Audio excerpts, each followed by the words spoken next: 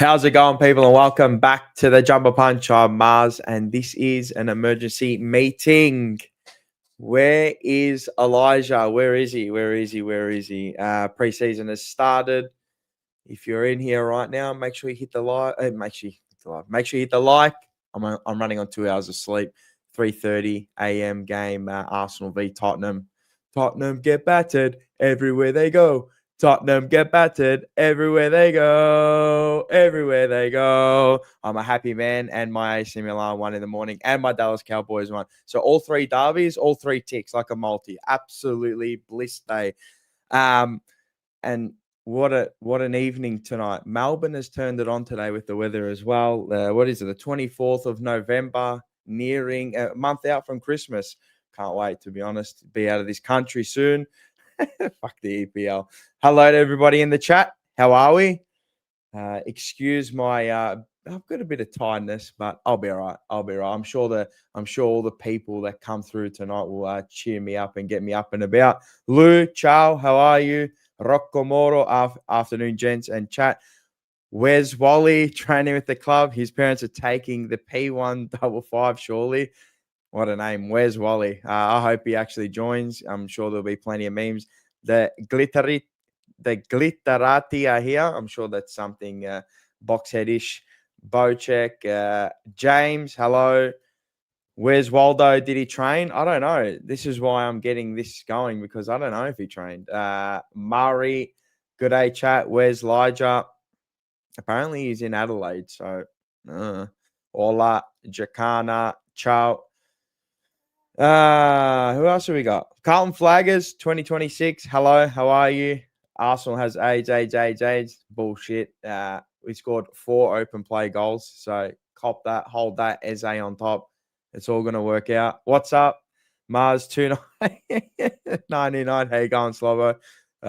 Mars, how many teams around the world do you follow? Do you want me to go through them quickly? So Carlton, Australia, AC Milan, Arsenal, Boston, Dallas, the Dodgers. What else? Tennis is Novak Djokovic, the GOAT. Who else? Hey, Mars, we'll jump on soon. Tom Baggers, how are you? We are live. Definitely we are. No, Elijah, where's Wally? He's a good kid. I'm going to be saying, where's Wally? Where's Wally? I'm going to call him, where's Wally? Hi, here he is. Zach R, excited for Raw tomorrow. You're not excited for tonight? You're not excited for this? Smash the like button if you're in here too. If you hate my head, as I always say, hit the dislike.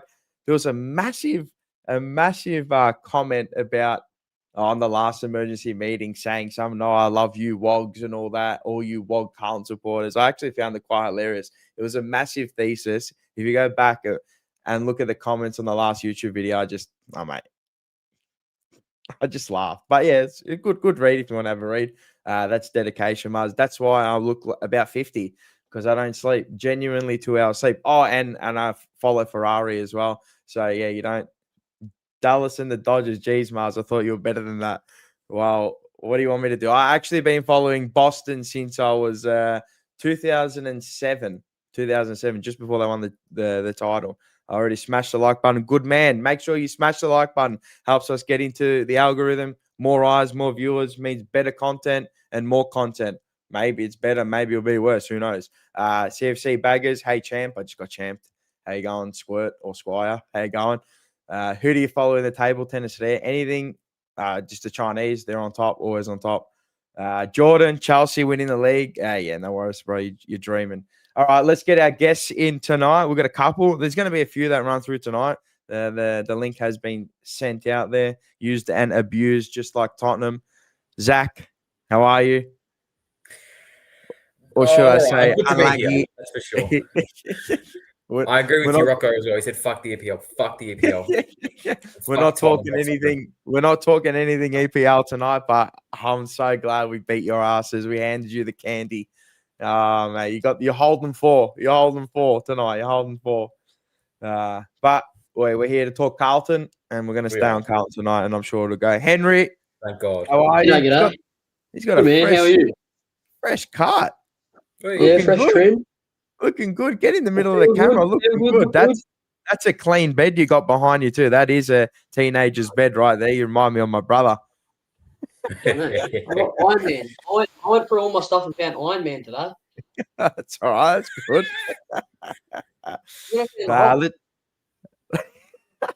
Was that Charlie or not Charlie? There you go. He just flings Charlie, it again. And let's bring your mate in, Louis. How are you? You going well? Oh, great. Yep, I'm going good. This is a very young cast tonight, must I add. This is a very, very, very young cast. This could go anywhere tonight, which is quite interesting, and I like it. Some familiar faces, but some young takes. All right. So, yeah, for all the other people that are waiting for others to come, they will be coming as well. Shut up, Zach. Oh, chin up, Zach. Sorry. Shut up. No, Thanks, Tottenham. Hello, Matula. Tottenham, Mapu. Follow Guna. Go the Arsenal. Let's talk Carlton, Spurs, Suck. Of course. This is a great panel. Maybe not. Let's see. All right. Where do we start off? Where do you want to start off, boys? And ladies and gentlemen in the chat, have we got any suggestions? Where do we want to start? You want to go draft? Let's go the draft. I mean, what happened, what we said was going to happen, happened. Pick 3, Harry Dean, welcome to the club. His old man gives him his jersey, his draft jersey, fitting moment. I was actually pumped, to be honest, as you saw in the video, and it wasn't a put on. I was genuinely pumped. I was just fist pumping the air. I knew we were going to get him, but I was just excited to see him, finally getting that number 35 as well, which was always going to happen. Also, Jack, we got Taylor Byrne, pick 45, GWV Rebels Vic country. So not bad, not a bad little pick. We're racking up the small forwards, and then Jack Ison slipped all the way to 47. So I don't know. What do you make of it, boys? Another forward, another midfielder, another versatile player that we added to our list. I like it. I like it a lot. The modern game is versatility now. So sure, go away. Share your thoughts. Louis? Well, Harry Dean is going to be a ready-made addition to our backline. Should help Wietering. We've been crying out for a second down back, second key defender down back. So that's great. And he's also not just good at his defending, he's also good by foot. So he could also contribute to distribution. Yeah, just a fair take. I wouldn't mind you. And also, don't be surprised if you see him swing up forward every now and again. These players, when they're mature, sometimes they swing up forward. And just, those defenders that turn forward. Yeah, you never know. I'm not saying it's going to happen, but you never know. So don't be surprised. Henry, what do you make? Ison? Yeah. I'm very, very happy. Ison's taken over Kerno, so that's obviously good. I think it was a cheeky comment there. Where was it? I don't know. I put a few cheeky comments on the Carlton socials, but I know you.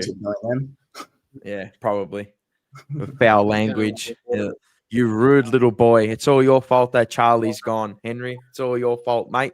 I'll gladly take it to be my fault. It can gladly be my fault.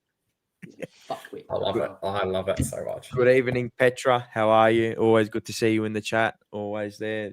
Day 1 TJP. Zach, what's your synopsis of the draft? I mean, I could give you another one where Nick Austin, he's done another one. We've got 2 first-round picks next year, 2 second-round picks, and then we've got Brisbane third-round pick as well. So we've got a nice hand for next year's draft. We've got places to go. We're not stuck. I think the start of this year, which feels like a lifetime ago, we were so it's Jagger's injury, of course, that stuffed us up and made us stuck. But we were stuck. We had the same team, didn't really have much change. Jagger was supposed to be the change, but obviously, the circumstances happened. But we were really stuck and we couldn't really move anywhere. And we didn't move anywhere on the field. Clearly, we finished, 12th again. So yeah, I think it's good to have something to fall back on. I'm not saying we're going to fail dramatically, but it's good to have something to fall back on. And it's good to have options now. We've got options. When picking the team, like it used to be so cut and dry picking the team, and now you look at it and it's like, you know what? Maybe we do have a few options, a few players that aren't necessarily going to play 20 games, but if they can get a handful in them and just you have to get games in young players. That's the biggest thing nowadays. No, I agree.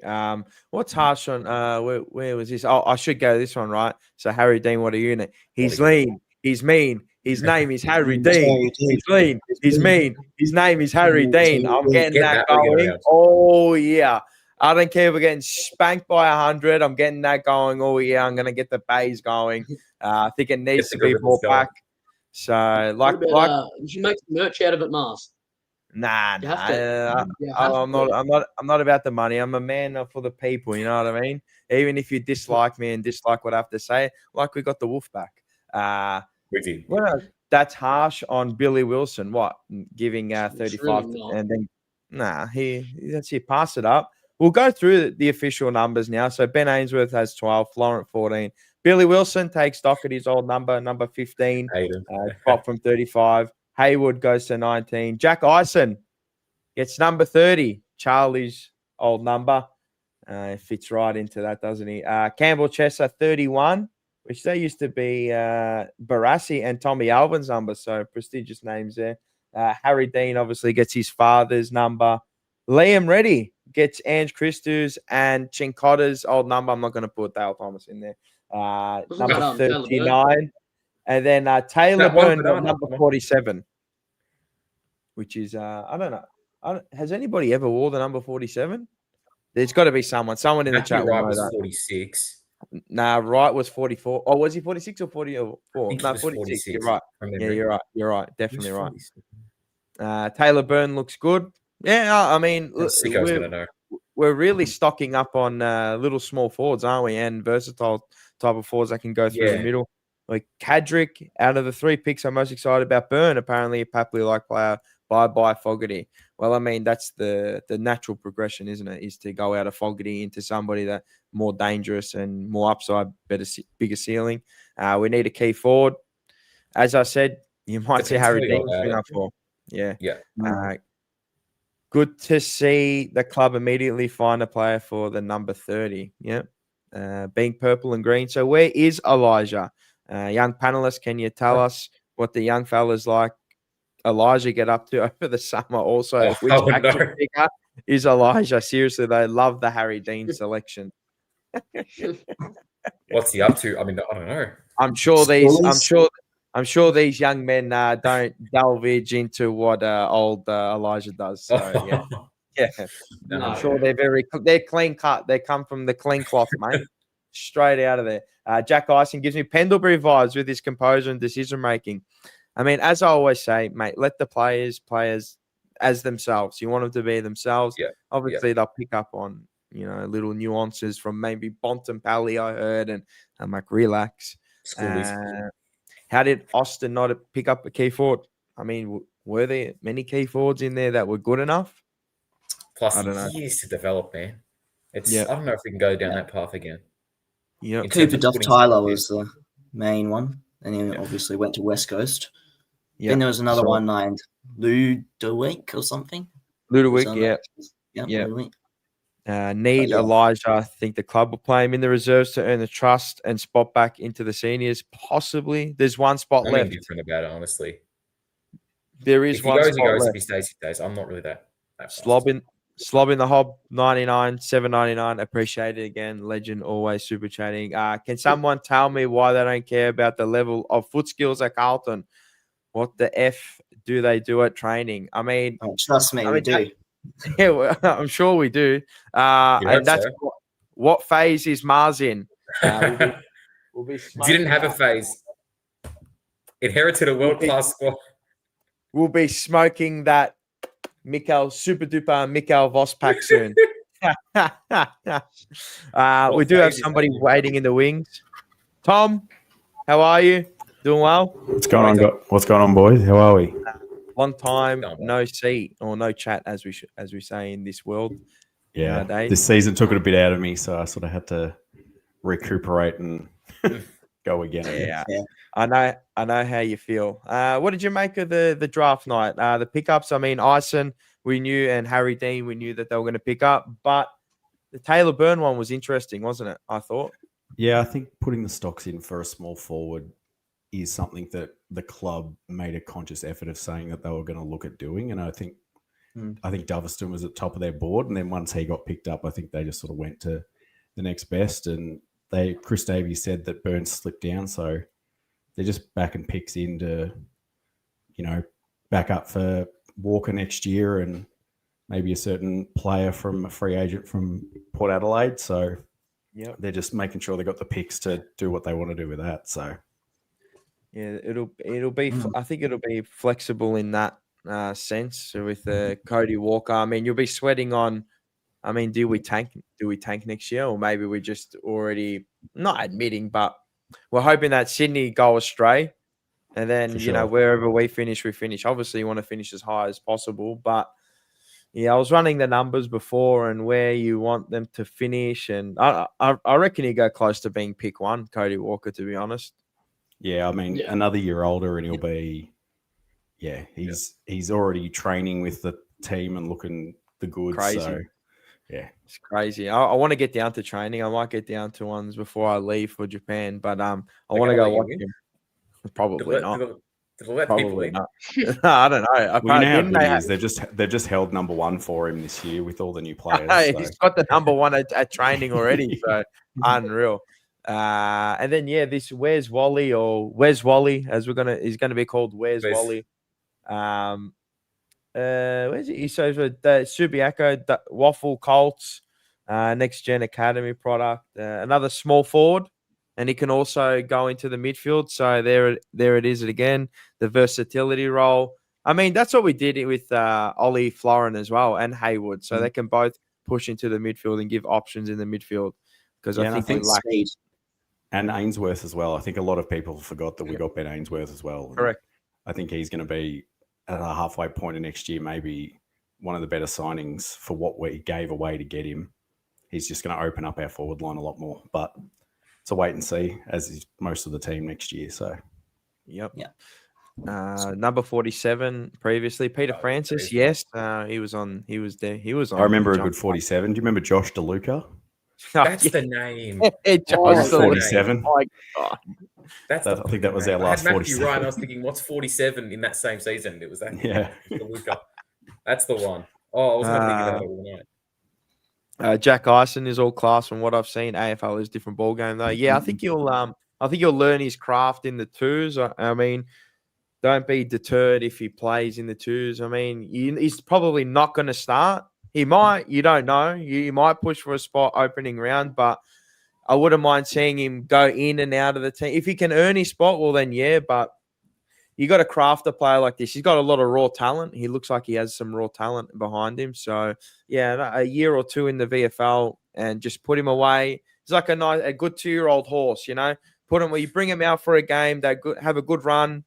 And then they put him in the paddock, and then you mature them on, and then they come back as a 3-year-old or as second-year player and really kick on. So, look, if he doesn't play in the first year, just cool the jets on him, I think. So, I think be patient with him. He's going to be a watch and learn. He's at school. I'm guessing that's for Elijah. Yeah, he's going to cop a lot of stray bullets. My wish is for us to lose the first 2 games and Voss gets sacked. I mean, yeah, that's positive. There you go. Beautiful. Fantastic. I'm howling. Why not? Mason Cox is moving to WA. No buffer zone. Mate, how's he got picked up? The egg and spoon. I call him the novelty, the egg and spoon race. Just how has he got a flag? We want Morris. We want him now. We need insight from Mr. Payroll. I mean, he'll be the only one that talks. Oh, no. Please. I've given him the link. I'm not sure if he's joining tonight. I probably pissed him off last week. I got under his skin too, which was very funny. Petra must have seen every single game Peter Dean played at Princess Park and at the G. Fantastic team player. Mars Reedy isn't 39. He's 25 now. Are you sure? Yeah, he is. He swapped numbers with Burn. Right. Burn got 39 and Reedy got 25. Oh, okay. He got 25. Yeah. That's big. Okay. Fair enough. All right. Fair enough. All right. I stand corrected. Jeez. That's we are interested in Where's Wally. Yeah, I've been saying that. Slob in the hob is $7.99. We don't have to be. We don't We have been bottom last, ranked 18th for kicking efficiency 2 years in a row. I think that was in your follow-up there before. Yeah, so looks like we've gone and recruited some elite kicks. I mean, down in the Coach League, and also picking up Ben Ainsworth. I think he's a good kick. I wouldn't put him as elite. Ollie Florent, good. And Haywood, well, he's a different type of player. And Chesser, well, apparently he's an elite kick too. So they're I don't all know. elite kicks until they get to Carlton, though. That's right. And then there's no structure. Carlton pressure. Can you really get in elite kicks? Like, I don't know. For me, I don't like. There's some players that are like, okay, like say for example, like a Bailey Dow. Like you know for a fact you can say he's a good kick. But I feel like when recruiting players, especially young, I don't know if you can physically, like, unless you're a big ruckman, I don't know if you can, like, physically recruit a big kick, if that makes sense.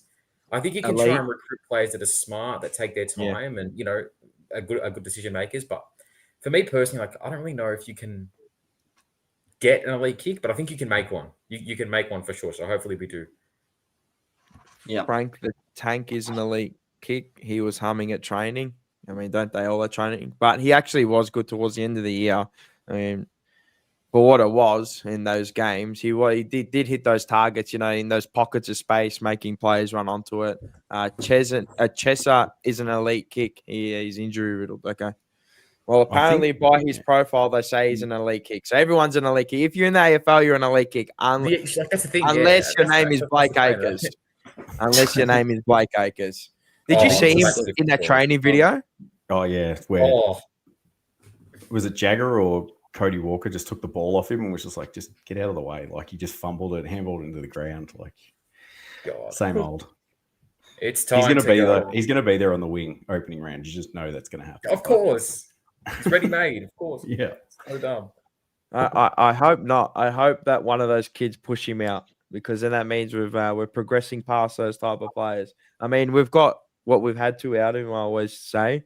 Those past 2 years, and now he's there until 2027 anyway. So, Ollie Hollands will be on the wing. You'd think next year. Now with 100% on the team.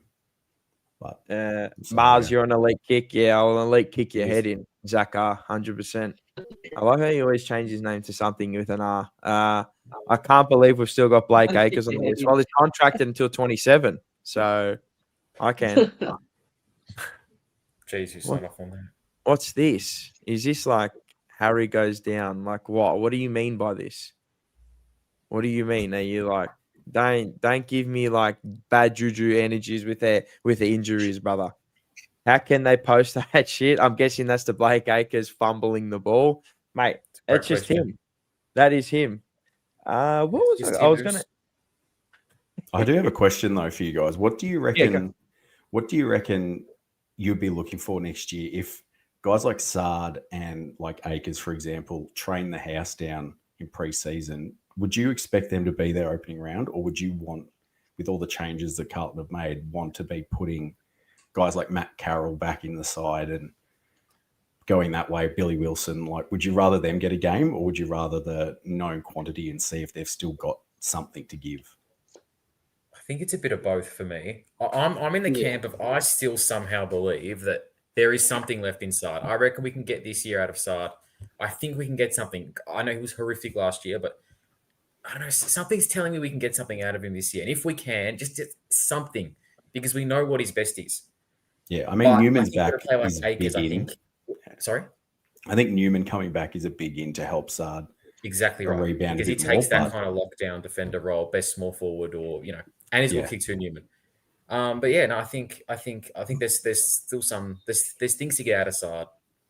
It might be Lebo bias slightly, but no. I think there's still stuff to get out of him. For Acres, though, I think we've got so many wingers that you've got to eventually find a way. I think for everyone, you've got to find a way. There's got to be that push for selection, especially for the young guys coming into. But yeah, got a real jump scare there, Henry.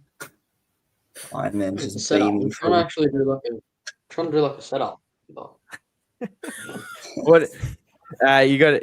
What answer to Tom's question, Louis? Oh yeah, so I think Sardi's been playing on two defensive probably to make up for the Newman loss, as we said. So we want him to push up and be able to break the lines for some kicking. But then again, has he lost it? No, but I think we'll keep trying him similar to last year. Hopefully we actually bring in the kids earlier than last year too. Yeah.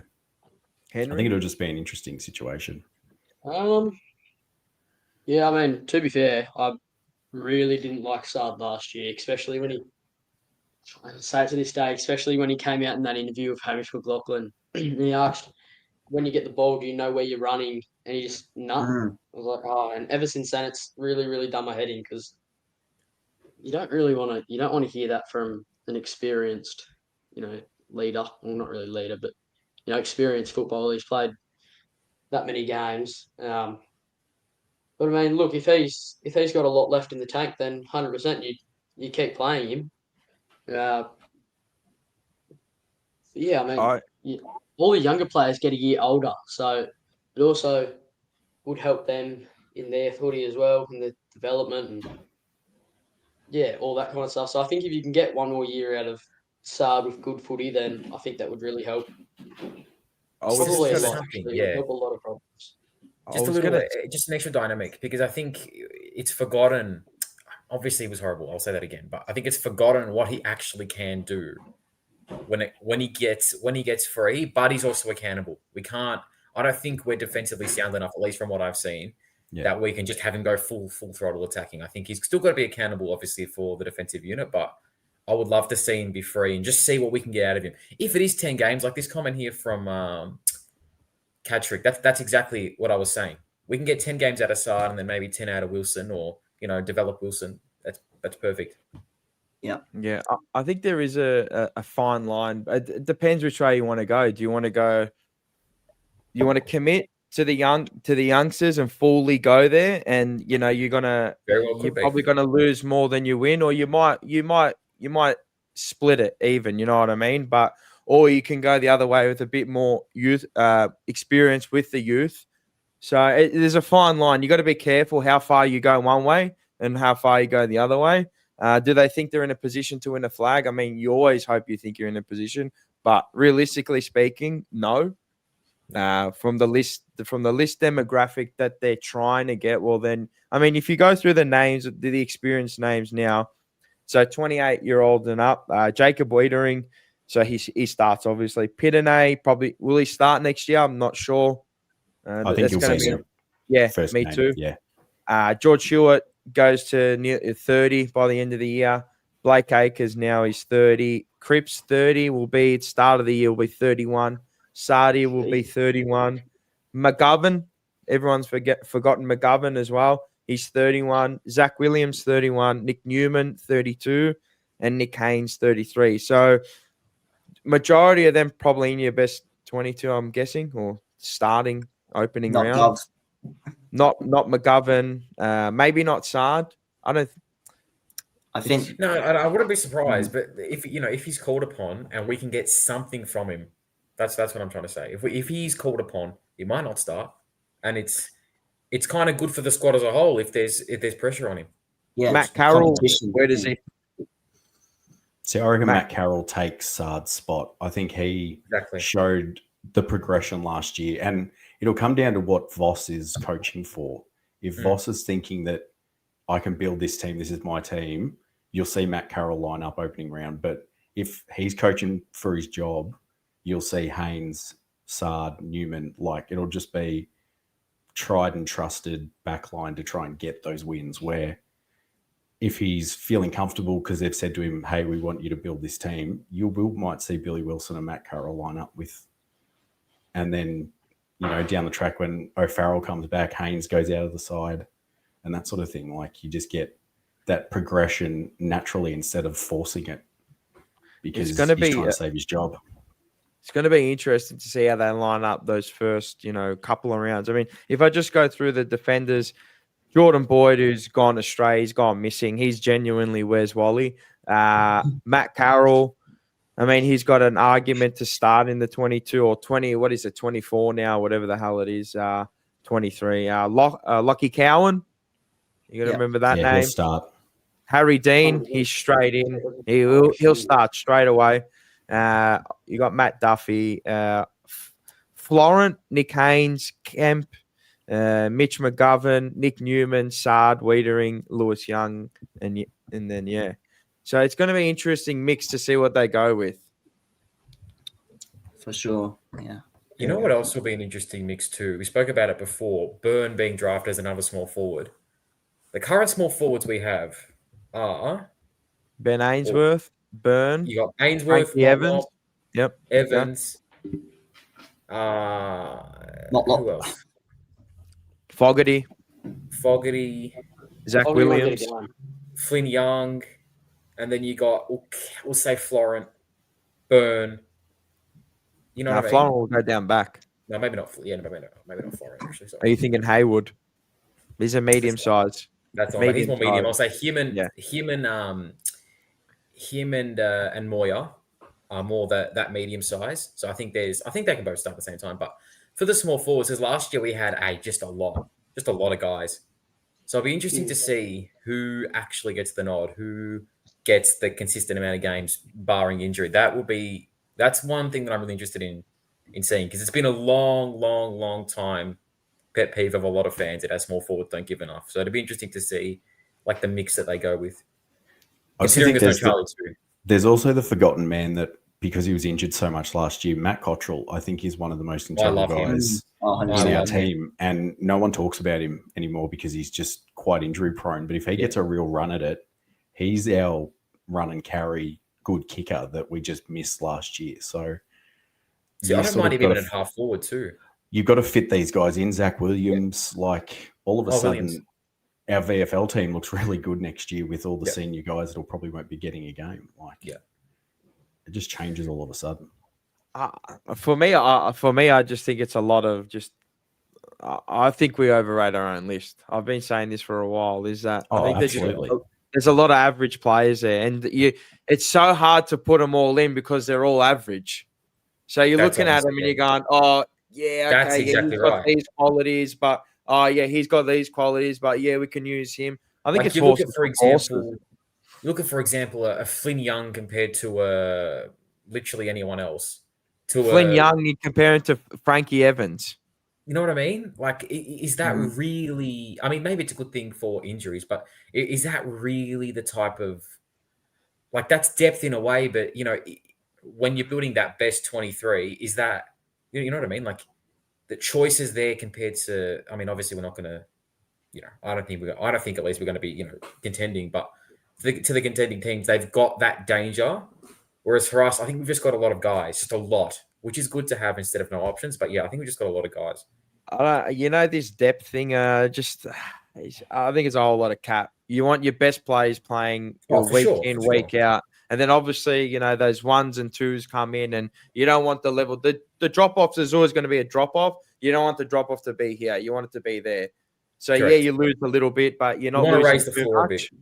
I don't think we're losing too much when somebody goes out anyway, because we're losing and then someone comes in, it's like, okay, you probably do the role anyway, because I think they're all average footballers in our forward line, bar a couple. I mean, Frankie Evans, he came a bit of cream to the top. He rose to the top a little bit at the end of the year. Obviously, you've got Haywood now he's a fire starter, igniter. He's probably that B plus type player.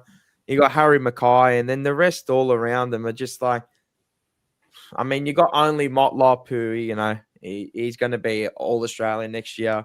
So again, him compared to like a Frankie Evans based on 2025, you know what I mean? What's the difference really? You're not excited by the forward line. No, at least not yet. I mean, but again, like it's going to take on paper, you're not excited. You're not excited. You're right. This is how we rate Carlton. We're like, oh, Motlop's our best small forward, but then you put him up against Charlie Cameron and Nick Watson, and then you're like, oh, actually, our small forward stocks are quite, like we've got a lot discussion. Of we sound great at training. Byrne coming in, but when it comes to that real quality, and maybe we're just not there yet, but when it comes to that quality, I wouldn't say that we've actually got that quality. We've got quantity. Good God, if we've got quantity, but But like, how many A graders do we have now?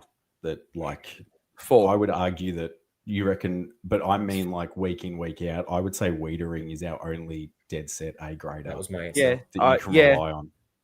Yeah. If old mate Terminator stays fit, Sam Walsh, he's A grader. Oh, absolutely. And, If- and that's if- what I mean. Like Cripps is an A grader, but Yeah. We're saying for realistically, consistency too. yeah, they're Are you not. going to get 24 games? I don't know. Cripps might be full forward next year. We never know. Like, Can't wait. I can't Yeah. wait. I can't wait for him to be up full forward. Feel like And we've North got- Melbourne 2021 again. It's going to, as I said, I think it's a holding pattern. Yeah, I think there's going to be a For lot sure. of you're going to be it's going to be a frustrating year next year. I think. Yeah. You're going to get Yeah. performances where you go, wow, not wow, but you're going to go, yeah, we played really well, and then you're going to get performances where we just fall away and just go, yeah, and you probably attribute it to being maybe too young some weeks. Yeah. So it's going to be. Yeah.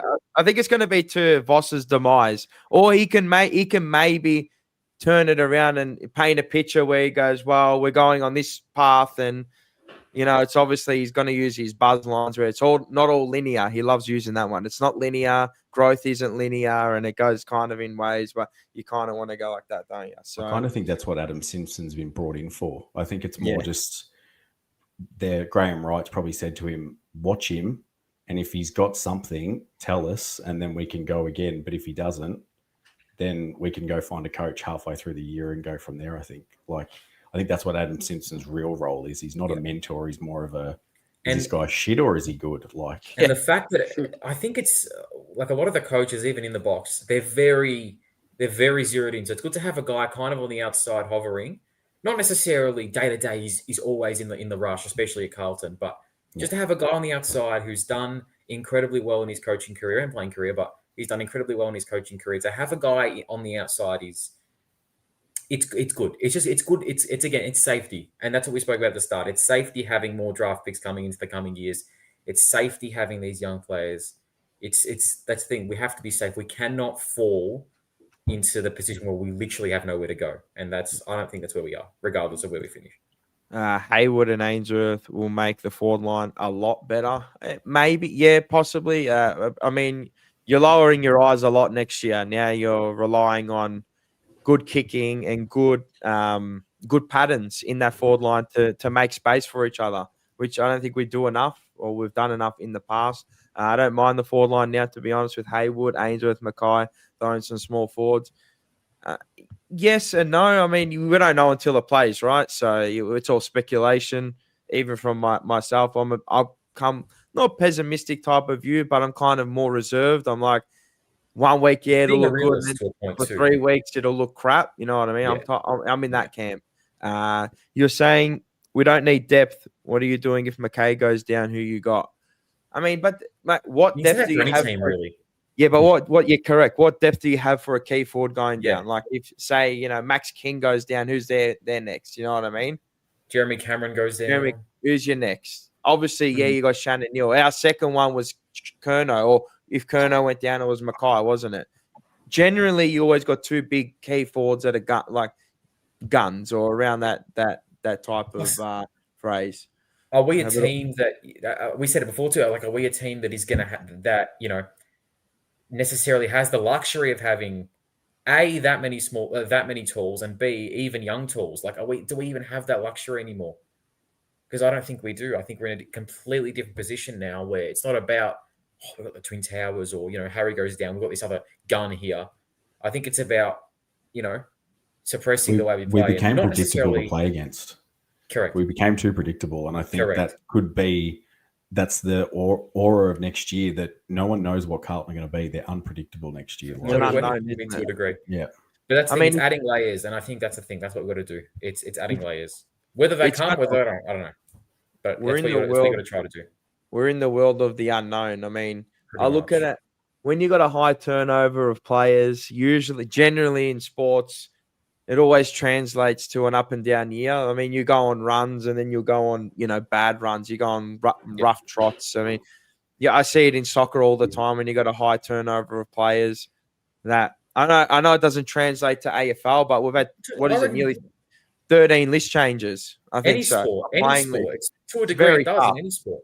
It's very tough. You're gonna get the ebbs and flows. Cripps, Wiedering, Walsh, and maybe Chera A-graders, Jagger and Harry could maybe join them by the end of 26. Bigger issue is who is likely to take over from Voss and how long to reinvent a game plan. Not sure about Chelsea. Yeah, I just think how often do we go to the football being like, geez, Charlie's got to kick 5 this week or we're going to lose. Like, that's no longer a conversation we have on the way to games anymore. No. And is that a good thing? I don't know. I think long term, yes, because like you said, it gives us more layers. But even Mars, when you were doing all those previews, especially late last year, you were saying, "Oh, if our stars can play, if the Fab Five can play, and can show up, then we'll win. If not, we're not. Like we're just cooked." Well, that's what Voss's game plan relies on. I mean, that's mostly. I mean, yeah, that's mostly every team in the world. Like your stars carry you, yeah, they get you over the line, but it's the job doers that get you there, and then your stars shine. You know, you want them to shine at the end of the day, and that's usually they're winning you the games of footy. Yeah. I mean, that's why you pay the big bucks, right? Unless you got Tom DeCon, St Kilda. The fact we have better deliveries and more options in our forward line will be good to see. Exactly. Maybe. Better spread. As long as Motlop doesn't play, we've got a lover. There's a lover of Motlop. There's always one. Why are you guys, Bugs Bell, how you going? Why are you guys so negative? It's the first day of preseason. We're already writing off players. I'm not saying we're writing off players. Everyone starts at 0, and I'm sure selection in round 1 will be done with. Of course, it will be done with credibility. I'm not writing it off. All I'm saying is that there's going to be a lot of ebbs and flows. I don't think you should get your expectations too high. Like, don't go out there and say, "Oh, we'll make the top 4," and just temper yourself for next year. Maybe we could make the 8. Maybe. Oh, what's the top 10 now? Whatever 10. the hell it is. But we've been an inconsistent team for the whole of Voss's tenure, and without being negative, this is literally just the facts. I don't know why it wouldn't be inconsistent again. I'm not saying it would be good or it would be bad, but you can go back 22, 23, 24, 25 to a degree was our most consistent season, but it was just consistently bad, I guess, towards the end. But those first 3 seasons, it was so inconsistent. So I don't know why that would change based off the fact that, again, we do have a high turnover of players, high turnover of coaches too. I don't know why it would change. Vizzy Blue, my point to Harry going down when we recruited minions. Yes, Voss has to change the game plan. Yeah. I mean, he has to, doesn't he? I mean, he's got in the coaching department, there's been like 5 or 6 list changes there as well. So it's been a whole turnover, and that's what we wanted. I asked for it. I got it. And now you're just going to have to wait now. Now you're playing the long game with it, how it is. That's how I think it is. Stelios. I think Florent plays in front of the ball, gives our forward line a completely different look. And with Newman back, the back line is pretty stacked with Carroll coming through, Sard and Cowan. Yeah, I mean, I don't know. Our back line was never the issue. We were never a bad back line. Team defense. Yeah. Kadrick, if injuries don't affect us again, we got the players with some speed to run and carry something we lacked for years. Williams is going to be important next year. Yeah, important to finish 13th. Is that negative? No, so I shouldn't say that. Bugs Bell will get on my case. CFC baggers, more options inside in forward 50, the better. There's no particular spotlight on any individual. Spot on. Good point. Absolutely. Forces us into that. 100%. And maybe that's what we need. You talk about change and you talk about how change can actually happen. That's one way. Just rip Charlie straight out. That's definitely one way. What are you eating there, Henry? Crusket. It's pretty bloody good too. Gotta love a crusket. You gotta love it. Yeah. It's Petra. It's over. We're finished. Focus on 2037. 100%. 100%. I don't know. We'll be. Still won't have a flag. We need small forwards for the past few years. And now we have them. And you're still not satisfied. Did I say I'm not satisfied? I didn't say I was forwards anyway. What always changes your mood, though, is if you... Yeah. You go, Zach. No, sorry. We're literally saying that we have a lot of small forwards, which is good. We're just saying it's unknown as to whether they do good because they're all very similar. That's kind of what we were discussing. You don't have a star small forward. Let's put it that way. There's no A-grade small forward in there. Maybe there's a potential, yeah, but there's no star. Like, there's no Where's the star factor? That's what I'm looking at. Like, where's your star factor come from? Like, you look at all those top teams with their small forwards and you go, okay, obviously Collingwood, when they won the flag, they had Bobby Hill. Even, Jamie Elliott to a certain extent. I know he can play taller than he is, but he's short, man. Let's be honest. Charlie Cameron, those type of players. Tyson Stengel. Yeah, Tyson Stengel. Those type of players. Like, where's our one? Where's the Eddie Betts of the old? Like, who can be not Eddie Betts? I'm not saying who can be Eddie Betts, but who can be our star small forward? Possibly Jesse. I don't know. Frankie Evans. I don't know. We don't. No one knows. Taylor Byrne. Who knows? It's bingo at the moment. Yeah. You've also got to look at like Brisbane's last two premierships, like the guys who won them the grand final on the day. Yes, Danaher played well, Lockie Neal, they all played well, but Kyle Lohmann kicked 4, Cal Archie dominated, Logan Morris came out of nowhere. Like, it's these guys who no one talks about. All of a sudden you go, oh, we don't have a Kyle Lohmann. Kyle Lohmann was nowhere in 2023. So you get these good players, good role players, all of a sudden they can win you football games when you're not expecting them to either. And you never know, we could have a few of them. I agree. My issue is, and it's been for a while, is our midfield. Yeah. That's too one-dimensional. Yeah, and it's just, it doesn't, like, it's not like, wow. Like, is it going to snatch the game? Is it going to snatch the game from the opponent just like that? I don't think it can. It never was. Certain games, I think it can. In certain games it can, but, most weeks you go up against some other midfields and you go, they're just better than us. It's just, when it comes to it's more dynamic. Like, you know what I mean? Sydney, they've got those guys who can kill you. And this is why this is why I think they've tried to recruit players that can roll through there to make it more dynamic, is because it's so one-dimensional. As we've all said, you got the likes of George Hewitt, Cripps, Chera. I mean, and then you got, Sam Walsh, but he's a longevity runner. He'll bury you into the ground just running 16 Ks.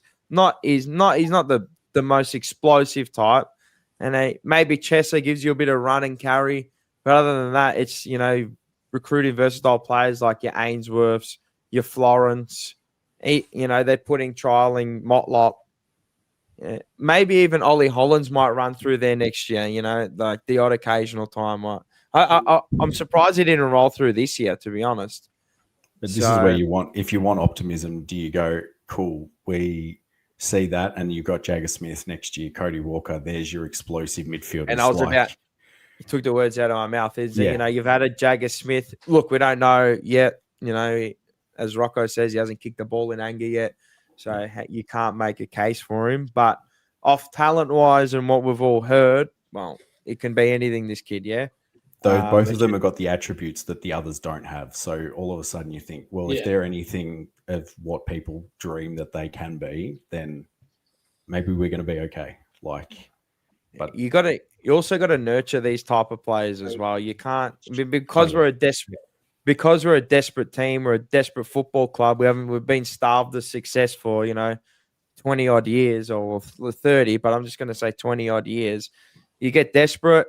You play these players, from young, which they should be if they're good enough to play.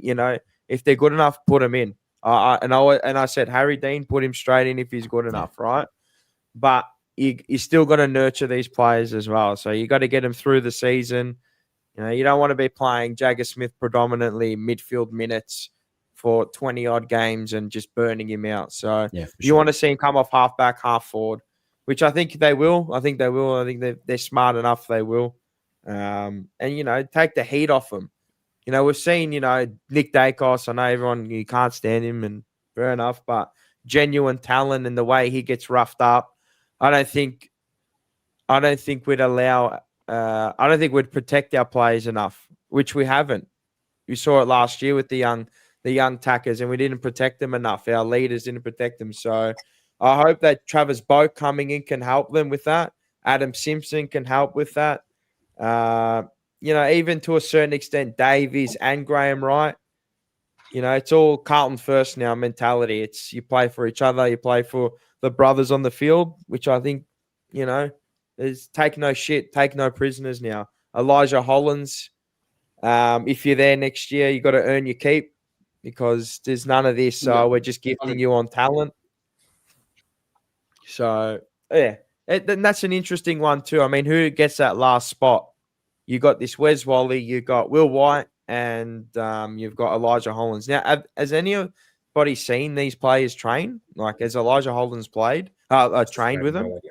So No. with the train on guys, they're not allowed to officially train with the first to 4 year main players. So a group. lot of Yeah, them have okay. been doing sessions outside of Icon Park. Makes So sense. Yep. now the whole team's back. You'll probably see them start to integrate back in, maybe even after Christmas as well, because they're sort of pretty much getting given a spot. They're getting invited in. They're not actually a part of the team. So that's why they're not there yet. That's fair enough. I've seen Ethan Phillips as well. On that first day, he was walking in with, I don't know who it was, but saw him walking into the club too. So I don't know if that means anything, but Fair enough. CFC Baggers, thoughts on Hollands being placed as a halfback flanker throughout the year? Which Hollands, Elijah or Ollie Hollands? I don't want to see Ollie Hollands back on a halfback. I want to see him on the wing where he was drafted. Correct. And that's where he plays his best footy. He won't need to be. No, that's why you got Ollie Florent, correct. And then also, you got Carroll who can play on the other flank. So Blue Bagger, don't get me wrong, I'll never forget this nightmare of a season. But I think we've made some positive changes going into next year. Yeah, definitely. As I said, we've made a whole lot of changes. The scythe came out, the purge happened, and I think another purge is going to happen towards the end of this year as well. I mean, there's so many uncontracted players by the end of next year. It's not funny. I think there's like 20 odd players. So we've addressed the issues in this trade draft period. Ball use, distribution, and outside run. So they've identified their weaknesses and see to address them at least. So I think that's a positive sign. Now it's putting theory into practice, I guess. Yeah. As old when I used to do physics. Morris, PJ Vetta, how are you? One thing for sure, list spots are up for grabs, and if players are determined enough, it's theirs. I agree. I completely agree with that. I remember when Boyd got cleaned up against the Swans in Sydney, nobody even attended to him. I mean, that happened so many times throughout the year last year. So I would have loved to have, somebody get all the footage and go to training first day, and somebody get cleaned up at training and seeing guys go in. Like, obviously not being hurt, but going in for the brothers, you know what I mean? So I'd love for them to identify that, because if we've seen it, they've seen it.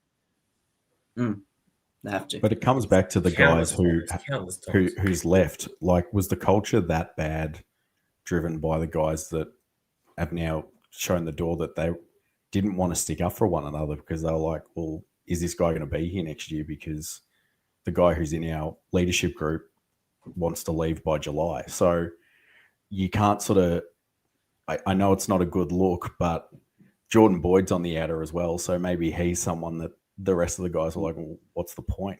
Like, you could just I'd love to know. I'd love to know what these cultural issues are. Well, if they are it, well, you've got Doherty who left, who said, I just didn't think he was a good enough on-field leader. Like, as the protection for younger players last year, I saw numerous times where I called it out when I was at the game. I'm just going, what are you doing, mate? Like, Carroll got buried, countless times on his watch too. Then you've got like Curnow, who was part of the leadership group. Was he a leader? Let's be honest, probably not. Tom de Koning, was he part of the cancer culture in there?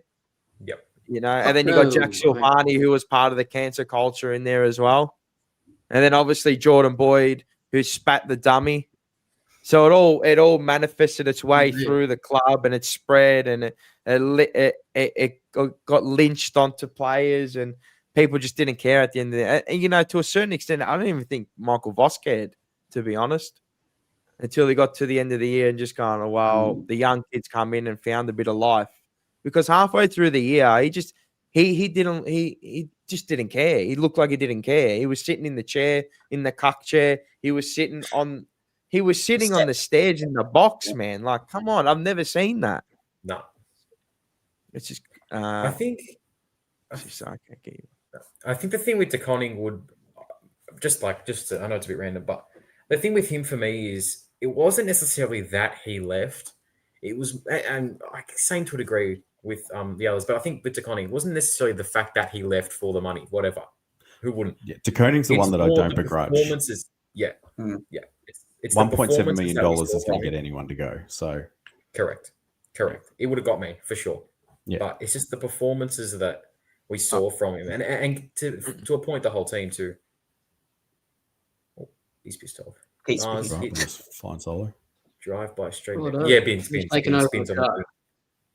Bins on that wing. Carlton just cancelled me. Carlton cancelled me. Sorry, keep going, and then I'll address the Boyd thing as well. No, yeah, I was saying about TDK. It was more the performances. It was, and you could tell even from the way you're saying it just felt like apathy. The whole thing, it just felt like couldn't really be fucked. If that's not true, that's what we were seeing. That's irrefutable. We were seeing that it looked like they couldn't give a fuck. So, what are the coaches seeing, and how they're going to change it is the question. Bugs Bell, Burns. Is it Burns or Beans? Burns is a huge upgrade for Durden. Well, as for the next bets, Burns can take a mark like Eddie. That's exciting to see, or existing to see. Okay.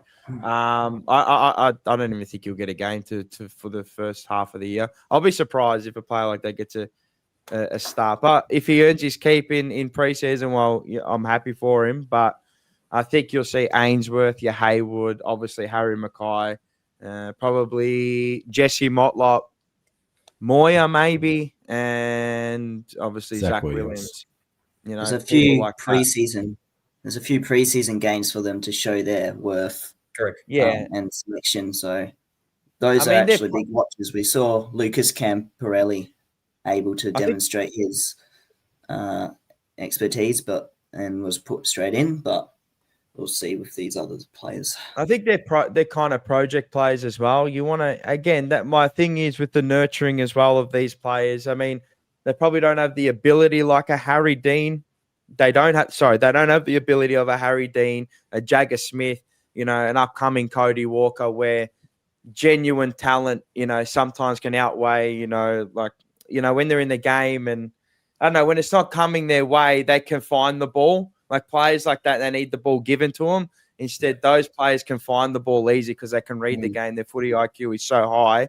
And I'm not saying that these players' footy IQ is low. Don't get me wrong. What I'm saying is that these other players with that talent, they get drafted so high is that their IQ of the game and their ability to read the play and find the ball is just better. And you can trust them from the word go. So I think, again, Jack Ison, Byrne, these players, you're probably not going to see them for the first half of the year. And I'm happy to be wrong. I hope, you know, if they're playing, it means they're ready. Yeah. You know what I mean? Or they've proved something in preseason that no one else has seen and the coach has rewarded them. And that means they've done the hard work to get there. So, again, if you don't see him, don't go, oh, why haven't we seen him? Why is he not playing in that? Because this players are ahead of him. You know, Frankie Evans, I'm sure is ahead of Ison and, you know, Byrne. Yeah, you know, 100%. Motlop is probably ahead of these players. I mean, you can't just throw them all in there willy-nilly. You know, you got Ben Ainsworth, as we said before. Maybe, you know, Cottrell, as Tom said before, he might play on a high half forward or a wing. Wouldn't mind seeing him back on a wing. So, again, temper the expectations of the young kids. I'm excited for them. I always love seeing the young kids come through and seeing how they develop into the system and into the team. I mean, as of late, they've developed well. Previously, they're all gone missing. There's only been a few that have stayed with us. But, yeah, I'm actually looking forward to Matty Carroll. That's who I'm looking forward to. I want to see how he progresses because there's a lot of games into him too. Yeah, there's a lot of competition. A lot of the guys that we saw, how many get just any young person think of on our list can't have played more than 10, 15 games. That's nothing. That is nothing. Another 20, 25. You're looking at different players, genuinely. I'm super excited for Lockie Cowan next year. I think he's the one that's going to take the big step with Nick Newman back in the 100%. side. I've said, just let him do his thing on the other pocket. I've said so many times over and over. I was speaking to Bocek the other day. It might have been 2 or 3 weeks ago. I'm saying Lockie Cowan's one of our best 7 players. I'd have him in my top 7 any day of the week. in the. And you know 22. what? Has he played more than how many games do you reckon he's played? 25? No, 20? Yeah, I'd say it's in yeah. the 20s. It's definitely in the 20s. Yeah. That is Mm. nothing. That's not a full set. That's literally nothing. And consistently in the same position, in the same role, you're not looking at more than 20. No way. So I think that's Scares me about It's Lockie not Cow about. and his Tasmania as well coming in. 38. He's going to hit his Played strides. 38. That's true. He's going to hit his strides right when Tasmania Yeah, come there you in, go. and he's the sort of guy that they'll look for. Yeah. But at least we'll have a bit of money then, because guys will be off the books going out of contract. But yeah, I think he's the one that 2026 is going to be. That's his moving year. He's going to be seen In terms as of the big jump, you're right. His last other 8 clubs games are were going to be like exceptional. who. Yeah, other clubs are going to be like, who the hell is this guy? And we were going to be like, yeah, he's been there the whole time. We've been Like, following him, Yeah. In his Yeah. last 8 games, he averaged 18.8 disposals, 82% disposal efficiency, 77% kicking efficiency, 6.4 marks, and 4.1 rebound 50s. So those are solid stats there, I'd say. It's time to go! Yeah, I'm Zach, still in. legend. Thank you for tonight as well. An hour shift put in. Bravo, well done. Good takes as well.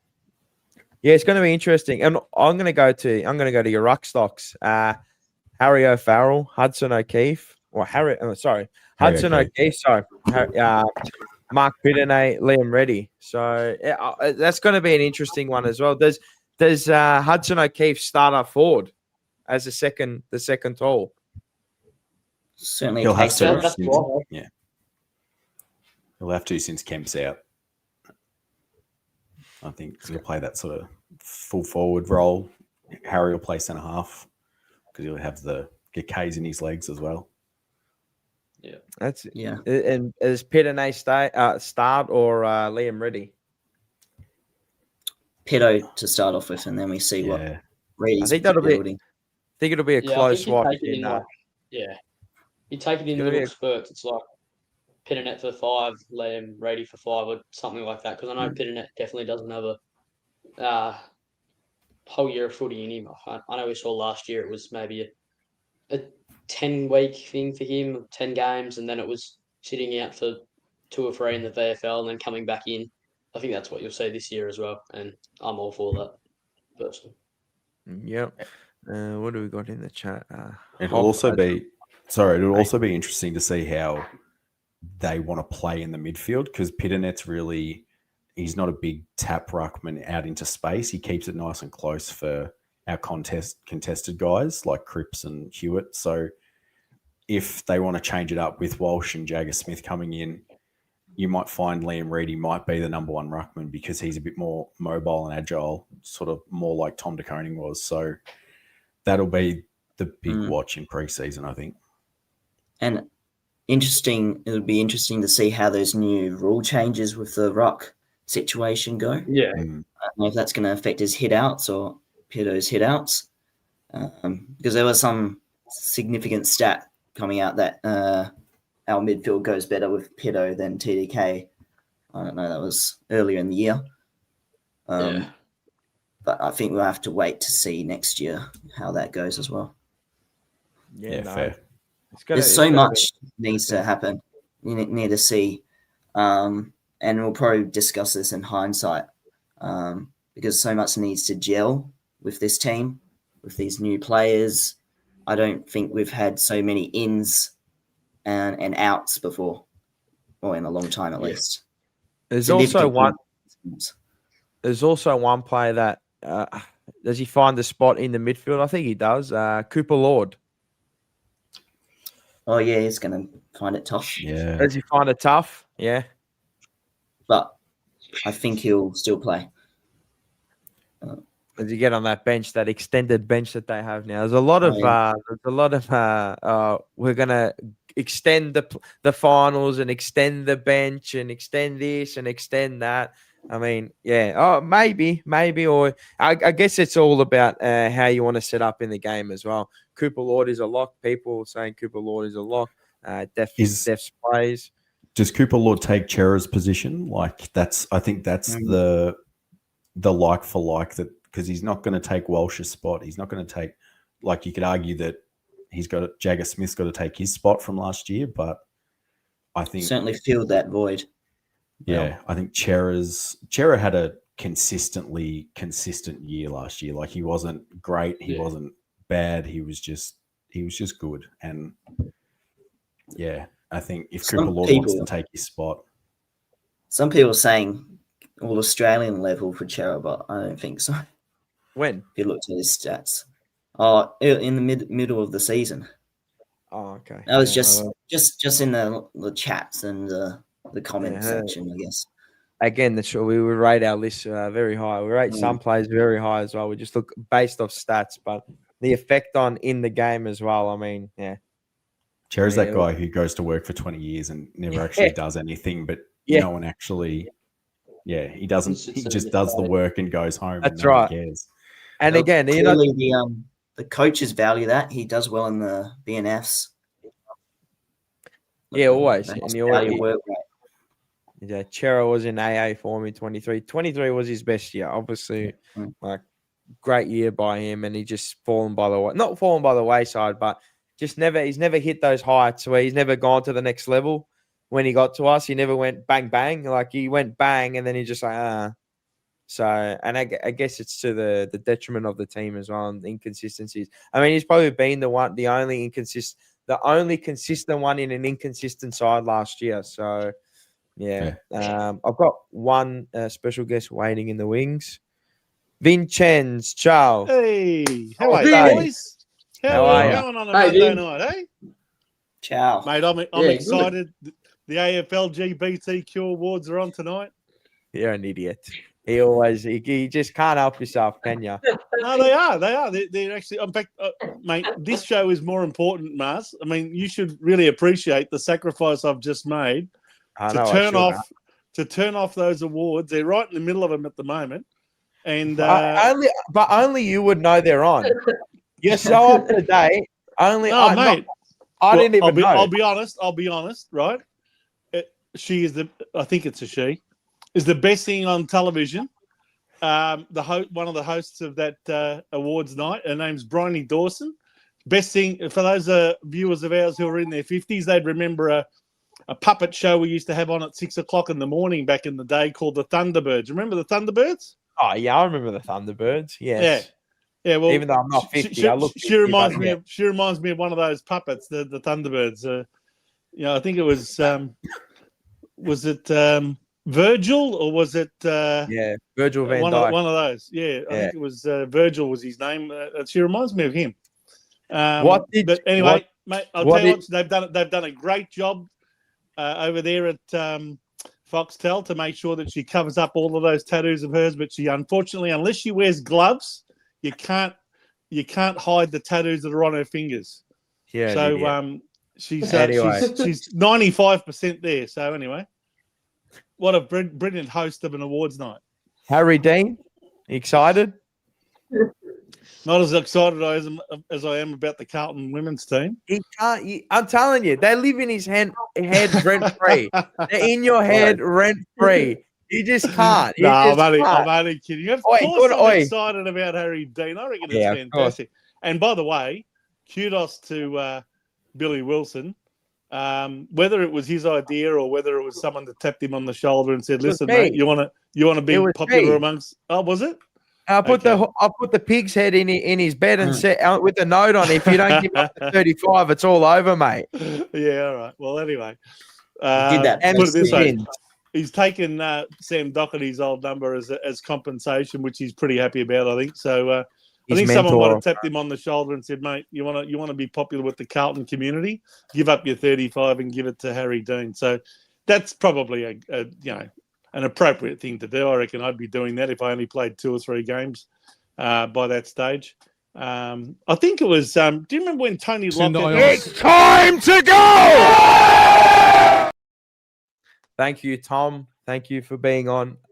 Absolute legend. Love your thoughts. Love the insights as well that you share as well. Make sure you come on the next emergency meeting. We're always running one every week. We might run 2. I don't know if I got enough time. I'm not going to promise that though.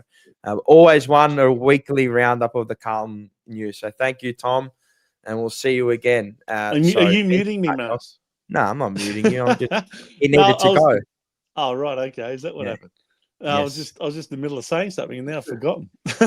No, I remember when Tony Lockett retired. Remember there for a little while? Back in the early 2000s. And then he decided to make a comeback. And I think it might have been Ben Matthews was playing for Sydney at the time, and he took over Tony Lockett's number 4. And Tony came back and he said, I'm not giving it up. Buggy, no, I want to keep my number 4. So that was interesting. And Tony Lockett played another handful of games. They weren't that good. But he wore the number 46 when he came back. Yeah, that's Remember right, that? Yeah. But anyway, kudos to Billy Wilson. I think that was a good idea. Yeah, he was always going to get tapped on the shoulder and say, hey, mate, 35, Harry Dean's number. He's lean. He's mean. His name is Harry Dean. He's lean. He's mean. His name is Harry Dean. I don't care. I'm bringing that back. I'm bringing that back. That's making a comeback. And it's good to see that they retained the number 1, gave it a rest for a year, and they'll give that to Cody Walker. He's already wearing it at training. Well, if that's not an indication, that's the biggest up you like that to Silver Honey here, up yours, mate. That's what it was. Well, he ended up leaving. He wanted to leave, so up for sale goes his number. I've got one here. Xavier MM2Z. Love the name. How much did you pay for the hyphen and the Z? Mars, you got to answer. We need to know. Will your boy Alex Chincotta ever get on AFL list again? I hope he does, but at this time right now, probably not. Probably not. I don't know if he's training with anyone. I haven't spoken to him as of late. If he's training with anyone. But I hope he is. I hope he gets in. And if it's not in the SSP, it might be mid-season draft. So he's just got to keep at it, go on a VFL list, and just work hard again. And just, you got to toil sometimes. So CFC, is that why Mars hasn't said a word? What do you mean? Like, bro, I'll address anything. I'm not scared to say anything. You know me. You know me. You'd be pretty happy about us. You'd be pretty happy about us. I'm happy. I can't stand Tottenham. I hate Tottenham more than I hate Collingwood. So I hate my boss even more because he goes for Collingwood and Tottenham. But Bell can really take marks around the ground. That's Piternay's weakness. I don't know. He's better at it. Probably, yeah. Like, we're going to have to see. I guess you can be optimistic on him. I'm optimistic on him. Mars, by the way, can I just say one thing? I was just listening a little bit to you and the boys having a chat about, Cooper Lord, and does he keep his spot, or does, all these other players take it off him or whatever. I don't think that the Carlton coaching staff have to be absolutely set on this at all. I really think it's one of those situations where it's up for grabs. Whoever plays, whoever trains well in the pre-season, whoever plays well in the practice matches leading up to the round 1, they're the ones that I'd be just saying, well, you got to earn it. I don't, reputations mean nothing. I don't care whether you're a number 1 draft pick or a number 75 draft pick. You're all in the squad, and it all comes down to, who earns the spot more than the next person. So I don't think Cooper Lord should consider himself out of the picture for a midfield spot just because all of a sudden you've got Jagger Smith coming in and all of a sudden you've got a couple of other midfielders coming in. I really think it should be competition for spots, and the coaching staff should not be absolutely dead set right now on a best 23 or whatever you want to call it. So, really, it's the same at the ruck. Pitnet and Reedy. Show us what you got. Whoever's in better nick, in better form, and trains better over the summer, they're the ones that should get the opportunity. I've got a. That's how I see it, anyway. I got a person waiting in the wings, waiting. He's waiting. I can see him. It's got to be Rocco. No, I don't know where Rocco is tonight. Oh, you don't know where Rocco is tonight. Morris? Giving him the night off. Yeah, probably. Morris. There we go. They said it. Here he is. He was in the chat earlier. Maurizio, ciao. Come va? Boys, how are you? Yeah, good. Morris, how are you, mate? Good to see you. Good, mate. How was your weekend away, Vince? Oh, mate, it was fantastic. And just to answer Lou Molina, what did I just call him? I called him Lou Molino there for a second. I think it was Lou Felino. Sorry, I beg your pardon, Lou. I think he asked about what my opinion was about the welcome to country that happened before the Brisbane Carlton preliminary final. Just quick and 'Cause short to it. Quick and 'cause short. you- Quick and 'cause short. you went Quick and short. Now, most of you know that I don't see any reason to swear on Don't shows swear. like Come this. on, man. Don't get I'm it not a swearer. demonetized. Don't I'm get not it a swearer. Don't get it demonetized. I'm Come not on, a man. swearer. All I'm going to say Alright. is this: what a Yeah. fucking disgrace that lecture was that Yes. woman Keep it gave in the line. entire crowd, and even Tom Elliott on 3AW this morning called it out for being an absolute sham, and the AFL were asked to come on and explain themselves as to why they allowed this political speech to happen, and they refused to come on. That just goes to show you how fucking gutless they are, how woke they are, and how much you give people an inch with this stuff, and they want to take a mile, and then you give There them a it is. mile, and then they want to take an entire fucking country off you. So, Oh, there it as is. far as Well, I'm concerned, this thanks. welcome to country, to me, should be completely abolished from now on because of that. What happened there on Saturday night? I only think that it should be only on the biggest stage of them all, and there's two. Sir Doug Nichols round. Wait, just listen to me. Just hear me out. Hear me out. Because You mean those 7 weeks that they have Sir Doug Nichols round? just once, and I think the grand final, and that's it. And you know what? There's an Aboriginal fella that's in Why our should chat. you have to Wait be up. welcomed Give me a to second. your Give own me a country? second. Give Why me a should second. you have I to know, be welcomed into your I own understand, country? but listen to me. You Just are relax. giving them an inch, and they will take a mile. Mate. Relax No. before I have to mute you. Relax, all That's right? it. Just relax. Right. What I'm Bullshit. saying, there's an actual Aboriginal fella that watches us, I think nearly every week. And if he's not in here right now, it's Who Hit Me, Brah. And he said once, and I remember it not vividly, I remember it fondly, right? That he said that he thinks it should be done for Sir Doug Nichols round and for a grand final, and that's it. That's what he said. Why should it be done at all? Well, You tell me that people who are 90... Don't get too worked up. Don't get No. You're trying to tell me that the majority of us who are born in this country, who are citizens of this country, who've grown up in this country, and a lot of us have paid tax in this country, should have to be welcomed into our own country? I know. I understand I don't that. care whether it's grand final or whether it's Sir Doug Nichols round. It's fucking bullshit. And most of us think that, and not too many people have got the courage to say it. But I'll say it. It's crap. I know you will. It's virtue signaling rubbish.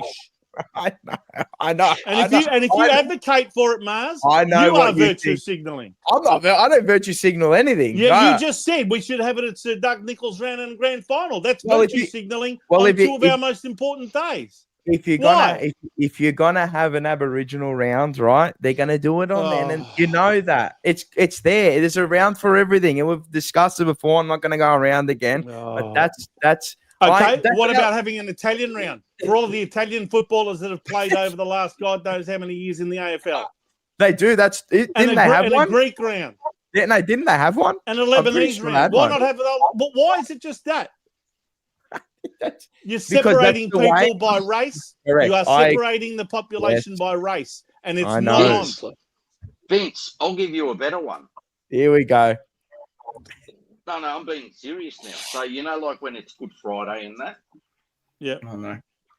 Why not actually celebrate the purpose behind it? Acknowledge the death of Christ on Good Friday. Correct. Well, it's because we're not. Because they don't want Christianity in society. They're doing everything possible to get rid of Christianity. We don't swing that way anymore. That's why. Right throughout the world. We're not what? But why do you celebrate Diwali and Ramadan and Sir Doug Nichols and? Because it's all politics. It's all politics. I think there's more pressing issues. You know what? Cost of living, housing crisis. They should be foremost of mind rather than this. It doesn't affect your life. Virtue signaling. I'm telling you. You know what? I think that all religion, and I believe in faith, and I believe in Jesus and God, and but what I'm saying is that I don't think religion and politics should ever get in the way of what we actually go there for, and that is to watch the footy. Obviously, we don't want to be told. We don't want to be welcome to our own country. And I agree with that, right? People know that. People know my views, right? But that's the way of the corporate world. I'm just saying, this is the way of the corporate world. Yeah, we've been brainwashed into it. Yes, I just want to go there and watch the footy. All I want to go is see 2 hours. I just want to go lose it for 2 hours. I want to cheer for 2 hours, and that's it. I don't care about any political agenda, religion. I don't care about anything about. And Morris, for 2 hours. For many years up until about, I don't know how many years ago it was now, maybe 8 or 9 years ago, there was no football and no sport whatsoever, in fact, played on Good Friday. No. It's a sacrilegious day. Because it was a sacrilegious day, a day to respect the fact that we're acknowledging, Jesus Christ having been put to death by crucifixion. Now, that all of a sudden has gone by the wayside. That all of a sudden has been, gotten rid of, and all of a sudden they've slowly but surely, as I say, give them an inch and they'll take a mile. Slowly but surely, little bits and pieces have come in, and all of a sudden the AFL says, we'll schedule a game. So now it's become a permanent fixture. I personally don't want to see Good Friday recognised at an AFL game. I don't want to see any religious ceremony or some sort of day of importance in that particular religion celebrated in the AFL. I don't want any of it. I just want it to remain a place that people can go to and watch a game of football. That's it. No politics, no religion, no virtue signalling rubbish from the AFL. But they're in so far now, they're up to their eyeballs in this stuff that they can't get out of it because they've gone too far. Correct. Right? How many times have we said it? How many times have we said it? You can go around the bush a million times. Because it's all about the corporate dollar. And the reality is, you know what? I think majority of people living in society couldn't give two flying fucks what way you swing, all right? If you're at the footy, and let's say it's a Carlton-Richmond game, all right? You could be Italian wearing a Carlton jumper. You could be an Indian wearing a Carlton jumper. You could be a Fijian wearing a Carlton jumper. You could be Lebanese wearing a Carlton jumper. A Greek. And can I introduce another element to that? And sorry, all these people are representing one family, the Carlton Football Club. Yeah, and that's all it should be. Not and by the way, can I also add to that? I don't care if you're straight. I don't care if you're gay. I don't care if you're lesbian. I don't care if you're trans. I don't care what you are. If you're a Carlton supporter, you're part of the Carlton supporting community. But we shouldn't be glorifying one particular section of that community ahead of all others. And that's unfortunately what happens. It happens within the club and it happens within the AFL. And I think it's wrong.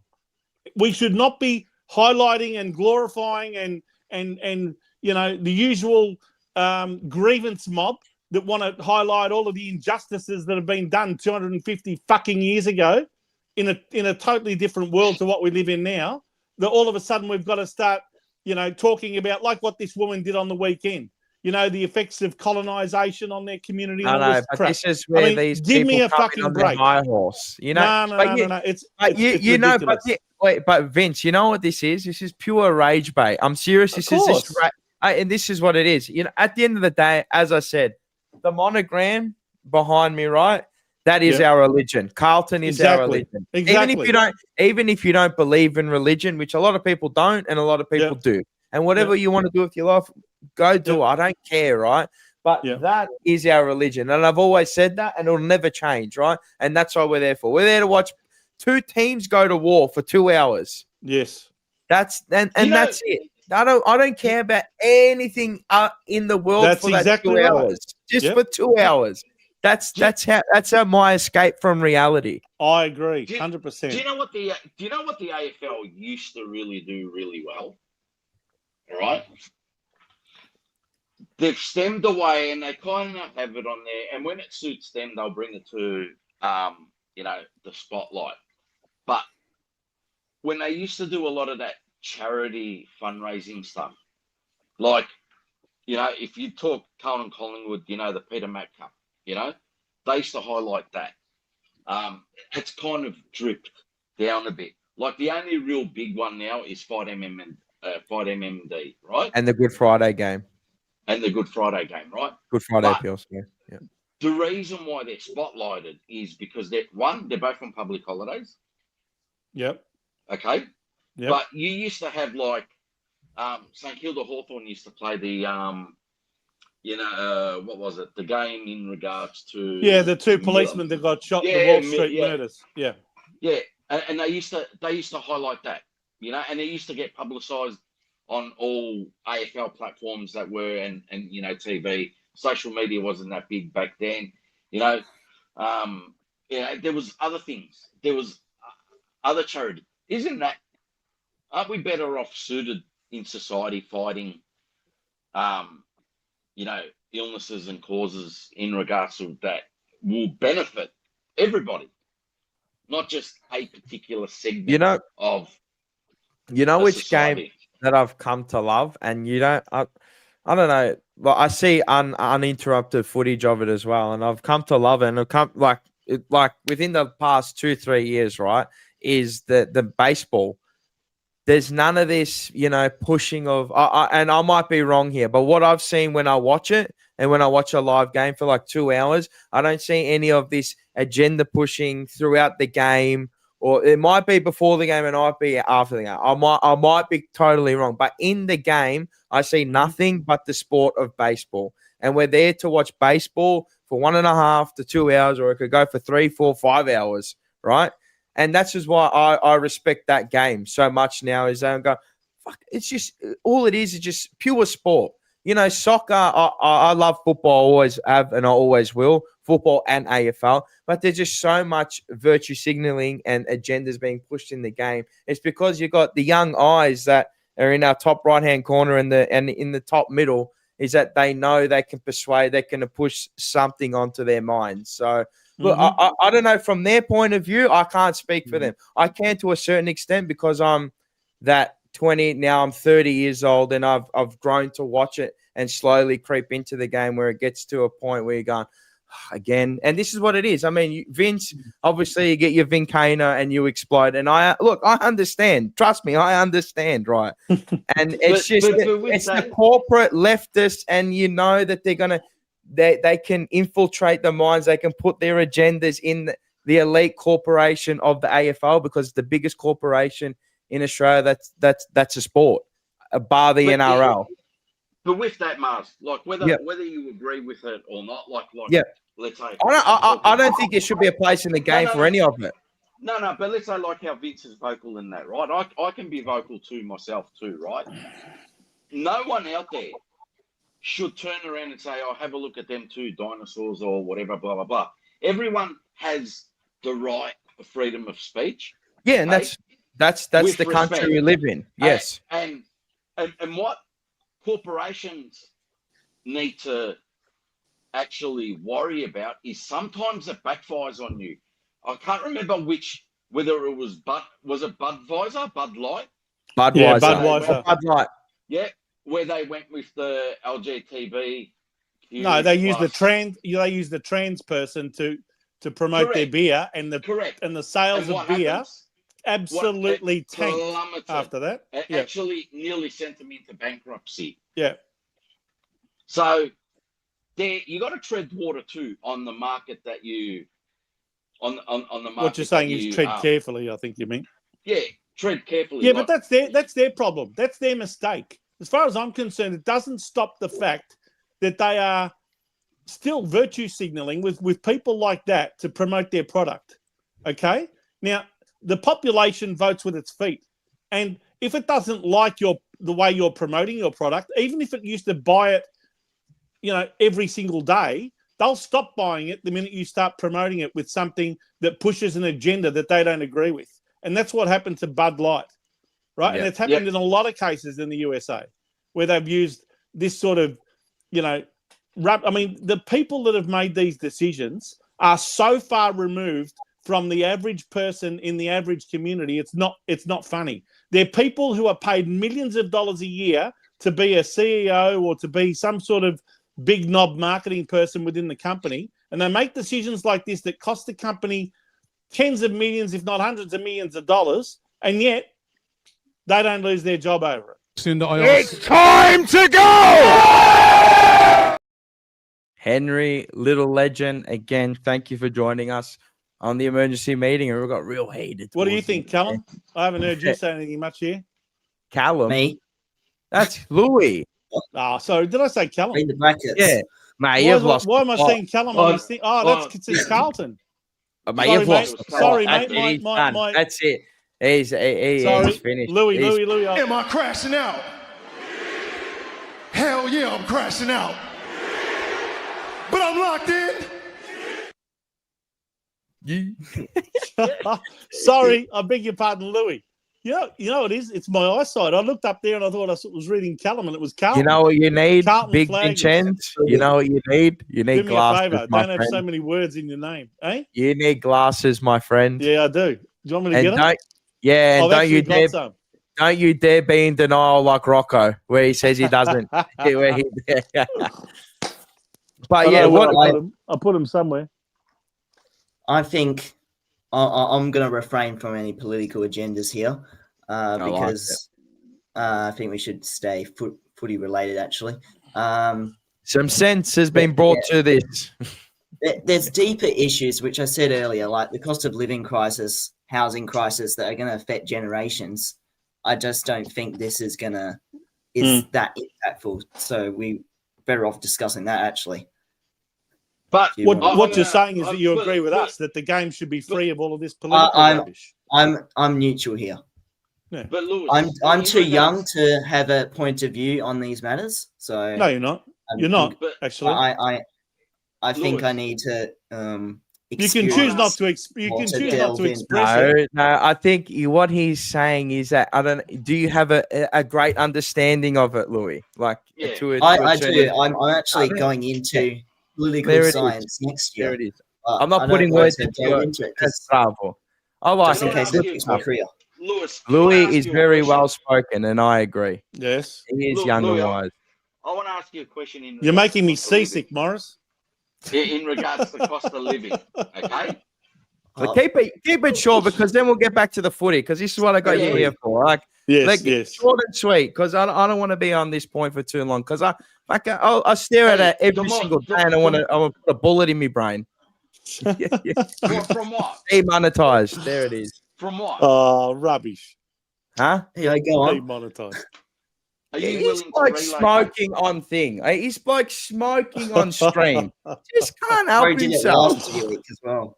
I know. Are you going to let me talk? Hurry up, go. Or do you love the sound of your own voice? No, I You know look you into a do. mirror, don't you? Never. No, on a serious note. Louis, are you willing to relocate? My mirrors are cracked. Relocate to Melbourne. No. Relocate to somewhere where it's affordable to live. Where are you? Where Tell are me you, living, Louis? where are you suggesting? He's a young kid. I don't know what. Sweden, I'm Finland? saying like no. I'm saying even in even rural Hang on. WA. Where do you live now? Where do you live now, He Louis? lives in WA, Perth. I think. WA. In Perth. Yeah. Mate, beautiful place. Love it. And what I mean by that, I was having a conversation today with someone in regards to older generations, like my parents and so forth, my grandparents. They all made sacrifices. Our generation, we all want. We can't. So basically, I remember, I'm 49 years old. I remember the days of you could go to a department store and put an item on lay-by where you went and paid for it slowly, and then you picked it up. These days, you take that item with you and you pay for it in installments. So we're a race of greed. Yeah, that's how we are now. Cost of living, the cost of it isn't that bad. Trust me. I that's how I make my bread. So let's go think full young circle. people would beg to differ. All I right, was gonna go. let's move on. Let's go full circle, and let's bring Yeah. this to Tom DeCon St Kilda, Oh, okay. Mr. 1.8 million himself. Nah, I don't think he has a problem with the cost of living, do you? Definitely not. No. Was there a 2K time trial today or yesterday? Was there What, one? at I don't know. Carlton or at St Yeah. Kilda? I think it's going to be tomorrow. Not at St Kilda. Is that You tomorrow? mentioned Tom DeConning. It seems to be every Tuesday each year. Stray bullets, I'll- Vince. It's I'll come stray back bullets. Come on, man. Oh, okay, righto. So Tuesday, Louis. Okay. Well, tomorrow. in regards to Elijah, I've heard whispers that Adelaide might be giving him a run bit of around. what's it called? What, a lifeline? A lifeline. Who gets the last spot at Carlton? All three. I'm going to start with Louis. Who gets the last spot? I think there's Will White, there's Where's Wally, and there's obviously Elijah Hollands. And there might be someone else that I don't know of, or that we haven't seen yet. When do they have to I'm decide? enticed by any of the options actually, because they both. What's I the guess they all have deadline, Mars? negatives. But I the mean, end of Jan, I've I always think. been a backer of Elijah. Yeah. I've always been a backer of Elijah, so I think he'll probably get in. And he wants to repay the faith back to the Carlton fans, so the least you can do is train your heart out. So I think if he does that, he might get the nod, but we just don't know the extent to these off-field issues, and I don't want to speculate what they are either, because Do you know it's not really our business, I think. on that? February Don't- the 20th, it closes and opened yesterday or today. Well, there's still 2 months to go. I wouldn't be making that decision right now. Don't ever fall for the we want to repay the club fan base, community, and all of that, because I've known a lot of footballers, a lot of people in the football clubs, this and that. They couldn't give two fucks about us. Of course. Unless you were linked to them,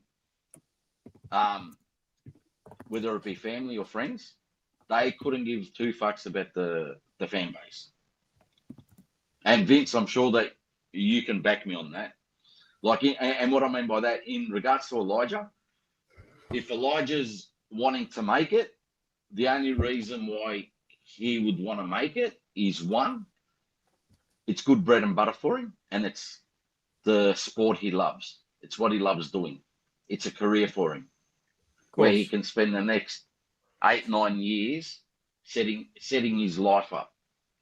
But in regards to him saying sorry to me, you, and all of us, say I fucked up last year, sorry, he couldn't give two shits. Vince? Yeah. Well, first, to answer your first question, who would I keep? I don't have an opinion on that yet. Yeah, not keep, but would you give it to a new? I mean, I don't know who this Sam Payer is, or Payer. I'm not too sure who he is. I'm hearing good things about this. Where's Wally? So am I. I'm hearing a lot of good things about him out west, but let's see how he goes over the pre-season. There's nearly 2 months to go before Carlton has to decide. So let's see who trains the house down. Let's see who impresses. Let's see who shows us their skills. Well, there'll be a couple of scratch matches in before then as well. You have the Interclub, and then you'll have those NAB challenges or whatever, the country community, whatever the hell they are. So I'm sure. Well, again, they get two games against opposition. Yeah. Each club gets. Well, I'm more inclined to go for fresh blood that's all new and enthusiastic and it's all upside than to be trying to give second and third chances to people like Elijah Hollands. As talented as he is, to me, there's too much risk. And if we're trying to bring in a whole new culture, if we're giving a whole new message to this playing group about what's expected, and to get the right sort of peer pressure going on in that club, I don't think you can afford to risk it with a guy like Elijah Hollands. I was gonna say, I'll play devil's advocate. What about if you can integrate him into the culture? Well, that's the big if, Mars. I mean, this is the risk. There's the risk I'm talking about, and unless he absolutely trains the house down and ticks every single box, that the club expects of him between now and the 20th of February, I wouldn't even be inclined to even give him the benefit of any doubt. If it was a line ball decision, I'd be going for the fresh blood. Is it a high risk, high reward type scenario? I mean, he's got ground to make up. I mean, technically, he's starting with a handicap. and guys like Wes Wally and Will White, they are not. They are, clean sheet. So, and in fact, Will White's got some scores on the board technically because he's already shown us that he's capable at senior level in some games. So, I was personally surprised that they didn't go with him. But they couldn't give a spot to everybody. I think they ended up giving it to what's his name, number 45, Flynn Young. So I mean, you couldn't give it to both of them. So look, my stance is the same. Let them go to preseason training and then make the decision once you've had the benefit of looking at what they've done. I think they've recruited the player that Elijah Hollands is, to be honest, which is Will Hayward. Will Hayward. Oh, well, that's right. Will Hayward's probably the Elijah Hollands. But what Elijah Hollands could be if he was. I'm not saying he's the same. I'm saying he's in that mold and he's already proven. And you know what you're getting with Will Hayward. Other than if you go flip side and you go Elijah Hollands is you got risk. The talent that's on his side, but there's a lot of cons. Yeah. Maybe they outweigh the pros. So by the way, this is an unconfirmed story or rumor, even if you want to call it that. But I read, I think it might have been on Facebook, someone, and again, this is often rubbish. So unless it's been confirmed, I wouldn't take any notice of it. But I did read that someone said that they work as a croupier at Crown Casino, and that they saw Elijah Hollands in there at 4 and 5 in the morning gambling his guts out. So that's not a good sign, if it's true. If true, but if true, as we always say, there's always someone. I'd like to think that was rubbish. But, do you know why I don't buy it? You know why I don't buy that? One, if you're putting your name out there, I think Crown's got a clause that you can't. What's it called? Like, let's say with my profession, it's discrimination, isn't it? We they'd be forbidden from identifying individuals by name as part of their job as a croupier. Yeah, we fall under the Privacy Act. Yeah, look, don't take any notice of it. All right. In fact, I'm starting to regret I even mentioned it, to be honest. But the other thing that I want to mention, but you know what? It's a good example for people when what they say online. Don't believe it. Don't believe it. No, unless in fact, ignore what I said. To be honest, take it as a grain of salt. Just hearsay. Yeah. What I want to say is, and correct me if I'm wrong, but the last spot is a rookie spot. It can't. Yeah. All right. So all our senior spots are filled. We got one rookie spot left. All right. Yeah. And a rookie can only play if they get elevated onto the senior list. Senior list, yeah. Yeah. So. And that's because someone gets a long-term injury or whatever. Is that right? Correct. Yeah. Correct. Okay. Correct. So if they're going to give that spot to Elijah and we don't cop any long-term injuries, then 2026 for Elijah is a season in the reserves. Now, that's something else to think of, like knowing what's it called? Is that his penance? Where you're going to spend the whole... Because even if we do cop one long-term injury, right, he might not be the rookie that gets elevated. Maybe not, no. It might come down to the nature of the player that we've lost. I mean, I've had this stance since the start of Graham Wright being here, and I don't think he's going to get picked up by Carlton. No, in any capacity, I don't think he will. Yeah, because Graham Wright has no tolerance for bullshit. He doesn't like disruptors, and you can see it. He doesn't like disruptors in the playing group, and a lot of them are gone. So he's the last one left. So I don't think he'll get picked up. And you know what? People will be kind of sad for him for a day or two, and then he'll gone like the wind. It's like one of those things that go viral posts, and then the next week it's all over and you don't care about him. It's sad to say, and it's harsh to say, but that's the way of the world, is that you just go like that. And I could go like that tomorrow. No one will care about me. And that's just how it is. It's harsh reality. You'll forget him. Remember that guy I mentioned to you. When Cody Walker comes in next year, I'm sure you'll forget him. I'm sure when you see Harry Dean play his first game, you're not going to be thinking, oh, geez, I wish we had Elijah Hollands. It's fuck, how good's Harry Dean? You know what I mean? So it is what it is. Remember a few episodes ago, I mentioned about all of the talented players who never went on to have really full careers in the AFL because of their off-field issues. Guys like that Liam Jurra from Melbourne. Unbelievable talent. Just had too many issues off the field, and it ended up costing him his career. I could go back to the 70s and 80s, and it happened. Wait up before you go, Morris. Andy, hello, and he said Morris to go. Guys, I almost died on a barbecue tonight. Footage tomorrow on Unfiltered. Make sure you're watching from 9 p.m. Unfiltered with Rocco and Andy. And there's 2 special guests that you've seen on here before. So I'll probably just ruin it. Right? And it's not any of us. 2 of our special guests from emergency meeting. Yeah, and you could take a guess, but yeah. They must be young ones.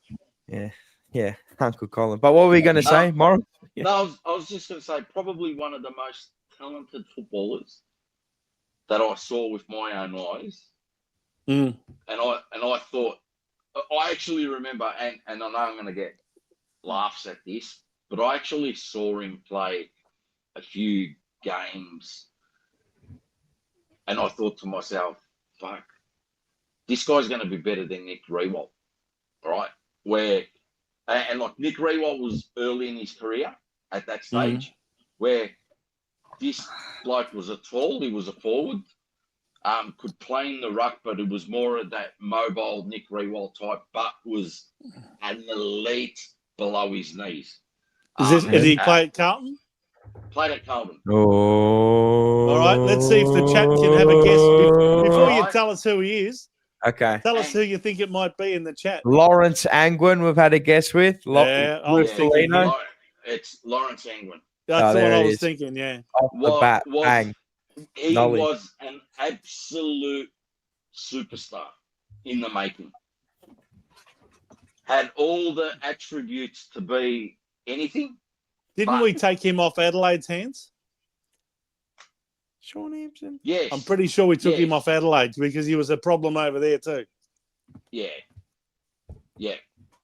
We love a problem down but do you know what else? Do you know what else? We love trying to solve problems. He also took under his wing another Carlton player who had a lot of talent and could have been anything, Carl Norman. And where do they end up? Took him under his wing, and the 2 of them together were like poison. Where do they end up? Do you know that Lawrence Angwin was caught stealing stuff from another teammate's locker? Wallet in the locker. These wallets, sports bag or something like that. I don't know. His wallet. That's unforgivable. That's rubbish. Do you remember them, Louis? Do you remember them? The player? Hell no. Go name the player. Who belted him? Yeah, go. Satantaro Halpin. Yeah, there it is. He loved it. He loved a few. He loved a few beltings, didn't he? We need a couple of them. Maybe Lockie Cowan's the one. Nah, probably not. Satantaro Halpin belted Cameron Cloak. Yeah. Well, I was just going to say, did he give him the Cameron Cloak punishment or something pick different? Up the arse, Cameron pick up the arse. I'm sure Louis has seen that footage. You've seen that footage, surely. Think so, yeah. Yeah, the training footage with Satantaro Halpin keeps Cameron Cloak up the arse. Gives him a big one. But yeah, it's going to be interesting to see who they go with on that last spot. Oh, you think it's a category B? Are you sure? Are you sure we can't get anyone on the SSP? Are you sure, or is it category B and that's it? No, it's SSP that they're picking up. But it goes to category. The rookie. But that's a rookie. Our list spots. Yeah. Our list spots are done. Our senior list spots are done. Yep.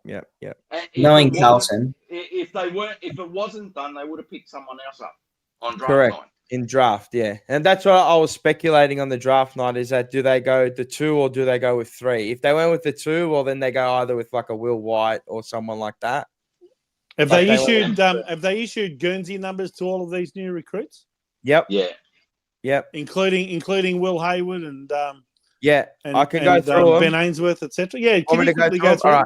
All right. I'll go through them again. Ben Ainsworth got 12, Florent 14, Billy Wilson got 15, Hayward 19, Jack Ison got number 30, Chesser got 31, Harry Dean obviously got his old man's, Liam Reddy got 25. So he was 39 and went to 25. I like that. Yeah. And did Byrne go from 47 to 39 or no? Somebody said in the chat earlier, but Byrne, he got Taylor Byrne, he got 47. So yeah, I don't know if I don't know if he went to 39, but I know that Liam Reddy went from 39 to 25. Somebody in the chat said before. That's interesting that he got 25, to be honest.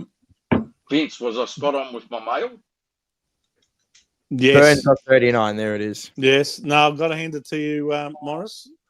It's very, very rare that your mail is not accurate. In fact, I can't think of an example. So I'd say who is anybody, in fact, within their rights to question it until you're proven wrong. But no, you're right about that again. I was surprised though that with the second trade, didn't get told about that. Which one? I don't think the club saw that coming. So basically, I got told that our pick 28 was getting traded. Oh, right.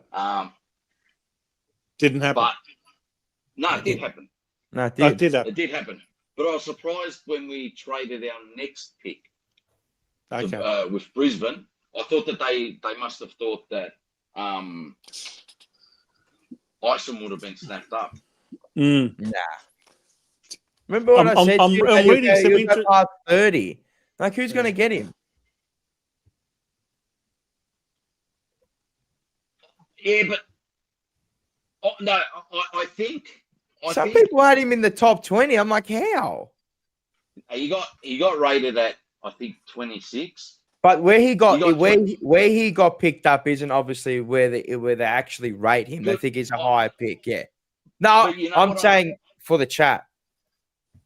Oh yeah, but I think with Ison, what happened with Ison was it got to a point where the selection it came too far into the draft, so clubs started really, really looking at who they wanted, and they didn't want to. Hey, let's make Carlton bid or whatever, because it got to a point where Carlton had enough picks. Yeah. They had enough picks and whatever, and it was just hey, you know what? We know they're going to bid, and then they're going to take him, and then the next pick we're going to take the guy that we want anyway. So let's just. But I don't know why they just don't put in a bid anyway, and just make the club like Carlton in this case pay full odds for him. Well, we paid full price for fucking Harry Dean. We did absolutely. Our pick number 3, we did. But they did the first night. The first night, that's what they made us pay overs. Not really, but yeah. But Ison should have gone earlier than what he did, shouldn't he? Yeah, at least 30, around the 30 mark. Yeah. What pick did he go in the end? 47. Yeah, that's ridiculous. That is ridiculous. I mean, whoever was up to pick 30 or 32 or 35 should have at least said, well, let's go for him, and if Carlton match it, well, they match it. So what? We'll go for the next pick. But in saying that as well too, like I noticed it was more on the second night, because the first night it was pretty much it was all predictable. It was all predictable. But the Fox Footy ranking on the players was way off what every club had these players ranked at. Like people were picking someone up at 33. And Fox Footy ranking had him ranked at 81, at 67. And it was like, geez. And then you get a kid like that, and good on him in Ollie Greaves. He was like ranked at 18 and had to, got picked up by Hawthorn in the rookie draft. Wow. So, and this is a player that,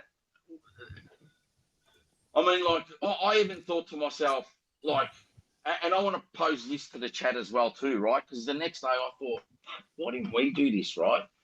But you're talking about a Vic Metro mid that averaged 25 possessions. Apparently he's great on both feet. Wins his own balls, hard at it. Why wouldn't we have taken him, all right, the next day in the rookie draft, as opposed to Will White or Elijah Hollands or whatever, where you had basically one of the top 20 ranked kids in the country that you could have got a free hit for. Who was Yeah, it? but the question is ranked by who? Oh, Obviously not ranked by the clubs. No, but he was ranked by even not just Fox Footy, all of them. Like all of them the in, Zero Hanger and then ESPN and all that. Yeah, Cal Twomey, Ollie Greaves. Ollie Greaves is. Yeah. Okay, Mm. yeah.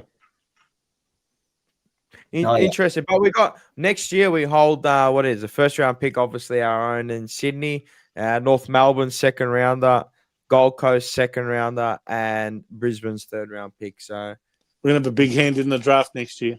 we're going to need it because it might be the first, and it might be the last one for a while, because then Tasmania's meant to come in, and I know there's nothing guaranteed about Tasmania, but if they finally come to an agreement on this stadium, those next few drafts after that, then they're going to dominate those drafts. So really, next year is the one where I think we're going to go in hard with draft picks. But what's probably Tassie's first? What's their first year in the draft? 28 or 27? 28. 27. Or is it 28? 28, I think, is their first year that they'll be playing, isn't it? No, so 27 is their first year in the draft. Yeah. So if you like Carlton, because we hold 2 first round picks In the 27. The 27 draft. in 27. The 27 draft is the first one that they will take part in order to play in 2028. Yes. Yeah. If you're Carlton, you try to bring that forward to next year. Yeah, but clubs already know, don't they? What do you mean? Like, obviously, but are they downgraded? So those first rounders, are they like downgraded? You know what I mean? They're not really. They're first rounders, but you're taking a punt on a team really finishing last. Can I ask you a question, boys, and just generally all around, and also to the chat? I don't know about you. I'd love to know your opinions. I felt that the draft started to become a bit of a farce, actually, with the amount of father-sons and academy picks and all that. I mean, clubs that had pick 8 ended up blowing out to pick, what was it, 12, 13, 14, something like that. I mean, it's becoming a joke, isn't it? How many of these father-sons and draft and academy picks get matched by the club that's entitled to match it, and then the whole draft system gets pushed out. Do you mean like Richmond having 3 and 4 getting pushed to 8 and 9? Yeah. So instead, like Richmond should have had the 3rd and 4th best player. Well, I just think that there should be a limit to how many of these are allowed to happen in the first. I don't know what the solution is, right? I'm not saying I've got the solution. They're addressing that issue. But I just think that it's becoming, a bit farcical, really. I mean, you think you're getting a top 10 draft pick and all of a sudden you're out of pick 14 or 15. To me, that's just compromising the whole system. I don't know. What do you think? Go, Louis. I want Louis' opinion. Yeah, on this, Louis, get your opinion. Well, first, mate. I think they're addressing this issue next year, aren't they? They're making it harsher way to match bids and for academy and father-son. So, but we're yet to find out you might be calling it harsher or making clubs pay more or pay full price or whatever you want to call it, but they're not preventing it. My point is that there should be a limit to how many of these picks are allowed to happen, especially in the first round of the draft. Well, I think you'll see that happen because it will be harder. Yeah, but what I think what Vince is trying to get at is, like, let's say I believe next year we're going to finish anywhere 6 to 8, right? So let's say we might have, I don't know, and with Sydney's picks, we might have, let's say, pick 10 and 13, or 10. Yeah, 10. Doesn't matter. Just pick out a number. I'm going to say 10 and 13. If Cody Walker goes at number 2 or 3. You go probably Right. first. Yeah, I'm just being a little bit Yeah. unbiased, right? Whoever finishes second last or third last, instead of them having that second or third pick, it's going to get blown out to 5, 6, 7. All right. I've got a theory that, and I love the romance of the father-son. All right. Like, I'm old enough. I watched Peter Dean's whole career. Peter Dean was one of my favourite players, right? Watching him present his son, the jumper, was mind blowing, right? But I think, one, if you're gonna overhaul the father-son at the moment, like they're doing next year, what I will do, I will turn around and say, hey, you know what? In 2030, the whole AFL father-son and academy is changing. This is what the rules are, right? It gives every club 5 years to prepare. But not only that, whoever's got a father-son, they're 12 years old. You Who don't knows know if what they're they're going to going to be make like. it or not? Yeah. All right. Yeah. And the other thing that I would do, if you're going to make it lenient, if you want that romance still there, all right, increase the games that qualifies you for a father-son. And the only reason why I say that, football's becoming, it's easier now to play 400 games than what it was 30 years ago. Like, one of my all-time favourites in Kenny Hunter, he played 148 games. Yeah? I think he played more than that. But anyway, yeah. No, you're right. It was someone else that played. But what I'm getting at, like, Jesse Motlop has played close to 60 games. Ollie Hollands has played close to 60 games. TDK has played 100 games, boys. And his son, all right, will qualify as a father-son. All right? Yep. Now, is TDK a great of Carlton?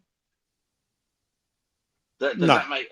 no. Do you know what I mean? Not at all. Warren, not even close. See the romance that we got with Peter Dean's son? Yeah, but people don't care about what the father did. What they care about is when the 18-year-old comes along and he's a star of the juniors, all of a sudden they want him. I get that. And like, if you look at the Dacos boys, like, their father is a Collingwood great. Ashcroft, their father was a great at Brisbane. Yeah, of the Brisbane Lions, yes. Triple premiership player. Luke Darcy is an icon at the Bulldogs. Yes. Do you know what I mean? Now, these guys they all played more than 100 games. You know, maybe increase it to 150, all right? Or have tiers. If your dad played 200 games and blah, blah, blah, there's this discount. So, in other words, you're saying to start grading the qualification of father-son based on how many games the father played rather than anything else. Why not? Will you think about it, right? Like, Peter Dean, if we look, I'm only using Peter Dean because it's a Carlton channel, right? But Peter Dean is a flat-out Carlton person. Yep. Yeah? Yep. Played 248 games, fantastic dual premiership player, great player. His nickname was the General. Yes. All right. Now, you have him, like, Carlton wanted him, right? And more, Carlton wanted Harry Dean. One, he was the best defender in the draft, right? But is he the third best player in the draft? Probably not. Probably not, right? But you get him all of a sudden where... Well, according to West Coast, he was. Yeah, but no. But see, what you need to understand as well too, Vince.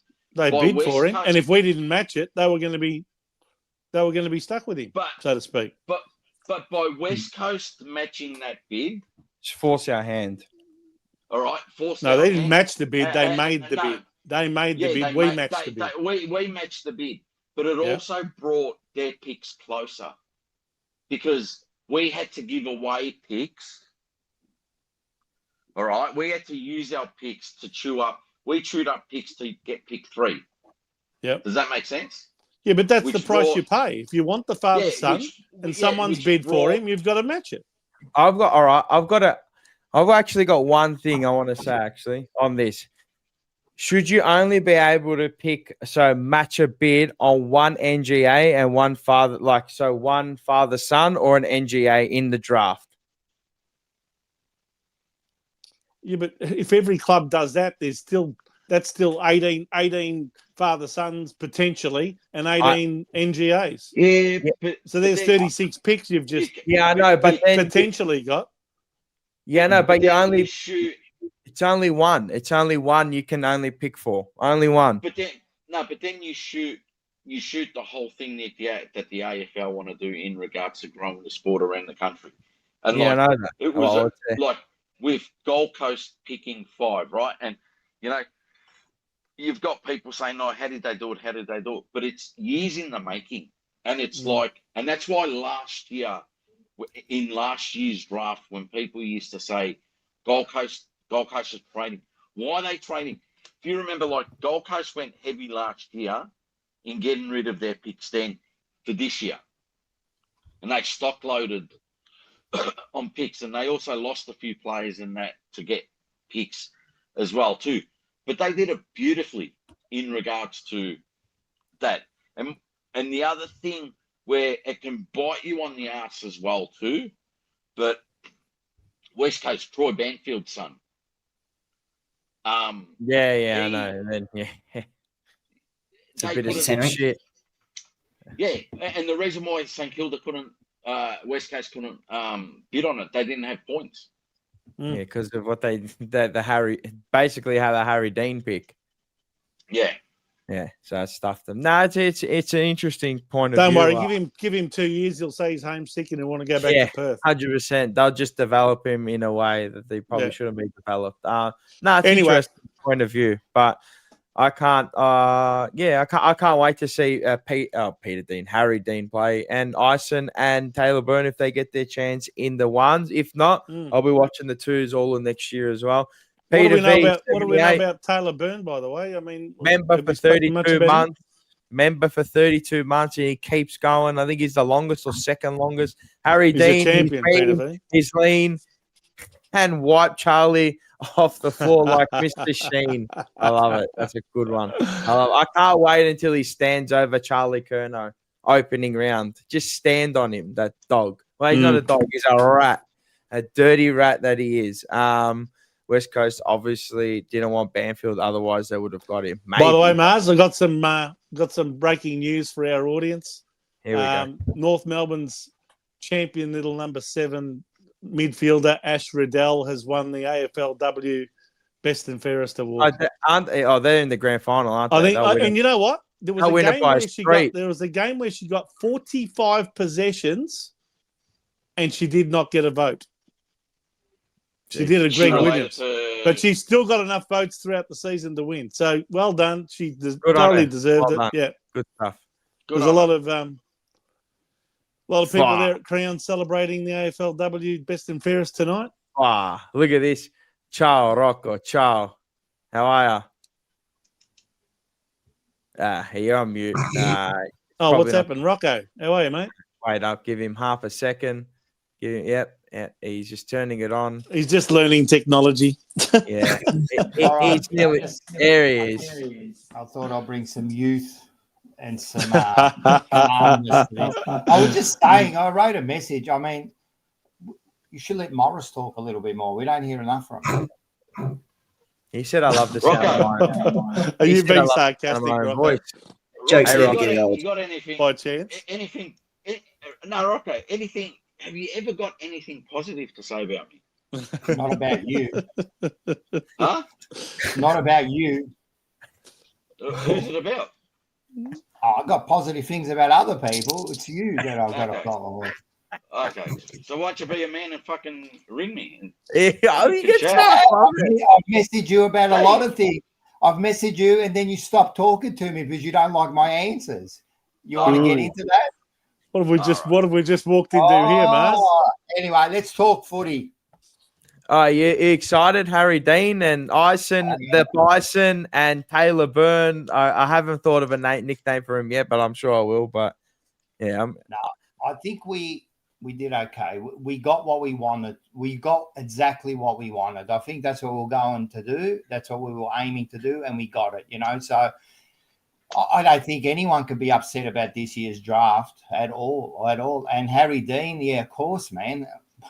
We've been waiting for him for like 6 months, and then he gets the number 35 and he looks ready. No, I'm wrapped with Harry Dean. It's in a couple of years, it's going to be, the two big boys at the back with Wiedering and Harry Dean. I think it's going to be a solid defense if he turns out the player we think he is. possibly, yeah, possibly. Yeah. He might even swing up forward. You never know. Funnily enough, his old man, when he first started at Carlton, he actually played a lot of games in the forward line. I don't know if you remember that, Rocco, back in about 84, 85 when he first started. Played a few games. He said he likes playing up forward. He was he liked the goals. He liked the goals. He liked scoring. How many times do you see a backman go up forward, and they stay there? It can happen. It can. By the way, if you want to hear a terrific interview with Peter Dean, just go onto the Jumper Punch Legends of the Jumper Punch series, and you'll see a great interview taking place with a glass of beer. Yeah, it sounds fantastic. And it was in Bendigo, Rocco. We drove all the way up to Bendigo to go and meet Peter Dean. No, that was a good. Actually, that was a great interview. Apart from it was a bit blurry. I don't know why you don't bring it back and make a feature of it in the Jumper Punch this week or something. Seeing Peter Dean's son just got drafted. We're actually talking about bringing back some of the Legends of the Jumper Punch videos. Mate, does he have to smoke on camera? It's so unprofessional, bro. Mars, Like you can't wait like 5 minutes. go fuck yourself. Come on, It's time to go! There you go, mate. That's what happens. I love it. Wait up, that's this one too. Am I crashing out? Hell yeah, I'm crashing out. But I'm locked in. Oh, I love Morris. I love him. I love when he lights up a Judah or a little dart. I love it. You know when I actually wanted to. I know he's still watching, right? I want to know which smokes you smoke. I mean, I've never smoked a smoke in my life, but I just want to know which smokes you smoke. Are they like harsh, the Marlboro Reds, or are they like the? I reckon he'd be like a Peter Jackson kind. Nah, like the Double Happiness. All the old wogs are on the Double Happiness. I got somebody at my work that loves the Double Happinesses. $15 for a little thing. It's just beautiful. Oh my god! But don't ever smoke, Louis. Do not ever smoke. No. Don't plan to. Good boy. Yeah. Good boy. Or vape. Vaping is the thing now. That's And don't you dare vape either. You don't, man. That's the new asbestos, man. They'll find out the 10 years on man, all the chemicals in there. Don't you Everyone's dare like, vape either. I'll tell you a secret, Mars. When I was 14, I went to the footy for the first time without my dad. Actually went with my mates down to Princes Park and used to watch Carlton home games down there. And that was probably at the age of about 15. And we used to bring our packet of Winnie. I think we had Blues. Winnie Blues back then. Yeah. Then eventually I got onto the JPS mild packet purely because it looked so freaking fantastic. It was glossy black with the gold leaf around it, like the old John Player special BMWs that used to go around Bathurst. BMW in the Formula One. Then Yeah, was a Ayrton Senna used to drive the Lotus with the JPS. Yeah, JPS Morgan. Anyway, telling me that advertising doesn't work. Bullshit. It works does. all right. I got one for Louis. Smith 2049X. Is Walker a guaranteed next year? Of course. Probably not. I don't think so. Because You don't think he's guaranteed? well, we yet to know about these bidding systems. I'm wary. I don't know. Rubbish. Don't Of worry, course we'll they get him. are. Don't worry. Man, they're not going to do anything that you want. They already know what's happening. They'll be getting Walker. They He's won't already make changes that will affect things next year. Whatever changes they bring in, I hope so. Louis, they'll do it the following year at the very earliest. Louis, you worry about other things in your life. You're 15. Walker's coming next year. Don't worry about it. He'll be there. They've already planned it. They've already given him the jumper. He's taken it home, mate. So He's already nominated Carlton anyway. Mate, he's already training in the number one. What are you talking about? It's over. Nah, he'll be right. He'll be right. But about this father and son, I'll put my two bob. I know why everyone's making a fuss about it. Like, so what? Like, it's one of the unique things about our game, right? I actually like that I like that the Suns go, that we get a chance to get them. Like, what's the big deal? Why do we have to change? No. No one's saying that it doesn't have a place.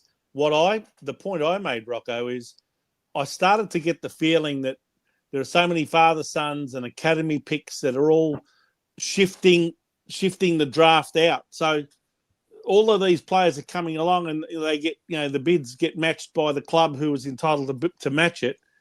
And inevitably they do because they're prepared for it.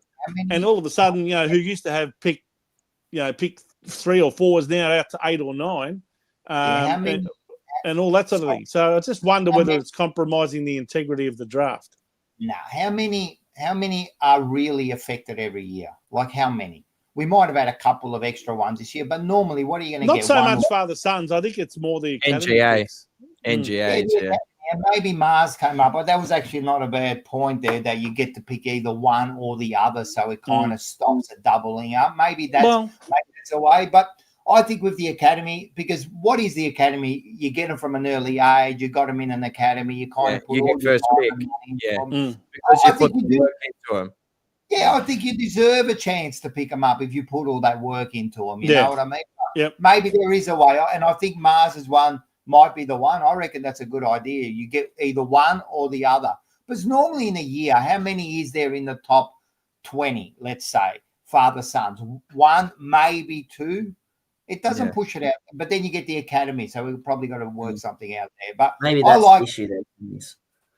Yeah, the academy one is kind of making it a bit. Was this I think this was the lowest ever draft a class ever. Like there's only 68 players taken. I think it's the lowest ever since it came. The talent pool was one of the lowest. Yeah, well, I'm surprised. Usually, what does it go to? 100 and whatever, something like that. Yeah, so at least 70. Oh, but they do pass up. I know.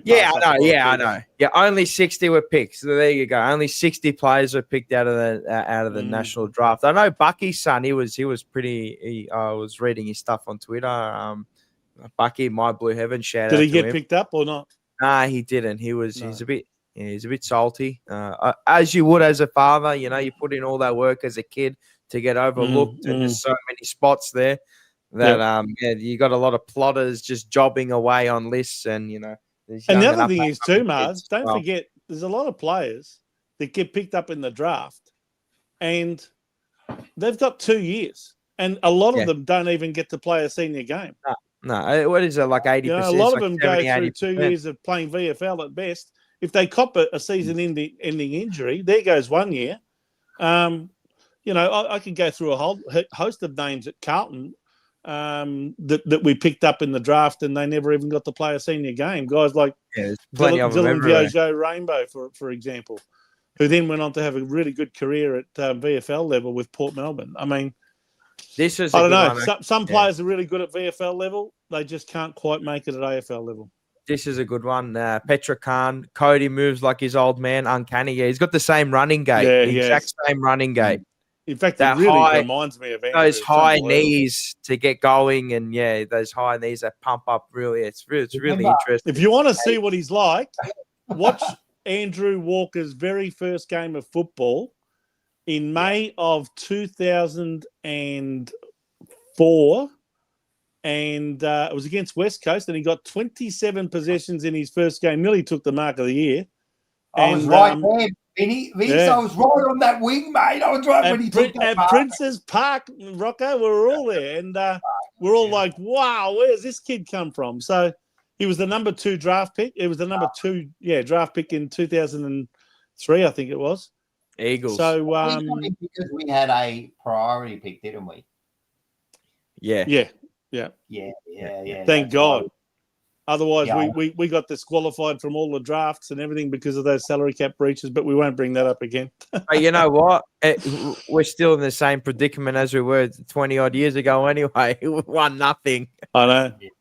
I'll But be if you honest, wanna- it's great to see Cody Walker coming to Carlton because that kid, I remember when he was just like literally knee high to a grasshopper, just a little toddler running around the Carlton change rooms after the game with his mum, waiting for his dad to, finish getting changed after a game. And to now see him, fully developed into a footballer in his own right, can't wait to see him get out there for real. He'll be training all year with them next year. Which is, mate, that's going to fast track his development as well. Yeah, my word. A year under with the senior group. I mean, Jesus, it tells you his ability and where, again, that's like a player. He's got footy IQ, slots straight in. So it's another one. If you want to see a good interview, right, go to Legends of the Jumper Punch and you can see an interview with Andrew Walker. That was a good interview. I enjoyed that. Andrew Walker is an absolute star. I love that bloke. And you know what else? He is so genuine, sincere, well-mannered, a really good country boy from Echuca. You can see he's been brought up in a magnificent family. He's got the most gorgeous wife who was his girlfriend from teenage years. Like, I think they were only 12, 13 years old when they first got together, 13 or 14 maybe. Encyclopedia of Carlton. And they're still together. Dating. And just a gorgeous, beautiful family. And, I mean, that was a great interview, Rocco, wasn't it? Andrew Walker was just such a genuine guy. He told us about his son there. If you watch the interview, he talks about his son.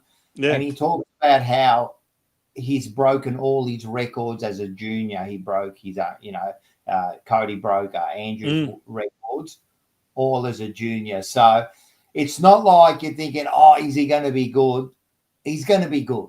He's going to be a good player. He's already a good player. You know what I mean? Yeah. So he's going to be good. So, but that's hopefully he has a better run with injuries than what his dad did, because I think if it wasn't for the injuries that Andrew copped throughout his career, he could have been anything, really. I mean, I don't know about you, but I always felt like he never quite reached the absolute pinnacle of what he could have produced as an AFL footballer. He got played in the wrong position, I reckon. He probably his best year was when Brett Ratton threw him up forward in 2011, and he kicked over 50 goals for the season playing as a half-forward flanker. And, he always touted himself as a bit of a goal kicker, but they kept playing him in defence. But that year there, that was, I think that was also the year, Rocco, where he took that incredible mark over the Essendon player Carlo. Jake Carlo. Should have been the mark of the year. But can you believe, Rocco, that's 14 years ago? Yeah, 20. Yeah, I was there in the pocket. I can't believe it. I was there where he marked in the pocket right behind there. What a mark! I got a question for Louis, actually. Player that you're most excited for next year? Okay. Excited for or excited about? For, about, to watch, to follow. Looking forward to watching. Yeah, there's always a player that everyone wants to watch. Then they keep their eye on him. They're my player. So, who's your player for next year? I always find new debutants exciting. So when Harry Dean comes through, probably round 1, I think that will be the guy I want to watch the most. It's exciting watching his development game by game. I can't wait. I've got a question for you. Who's the player most under pressure next year? Probably Adam Saad or Blake Acres. Great question. I think there's enough depth to replace them. I know we're getting annoyed with the word depth earlier, but I think there's certainly wing positions that will make Blake Acres under threat come next year. The only thing that Blake Acres has got as a little bit of comfort is the fact that he's still got 2 years left on his contract.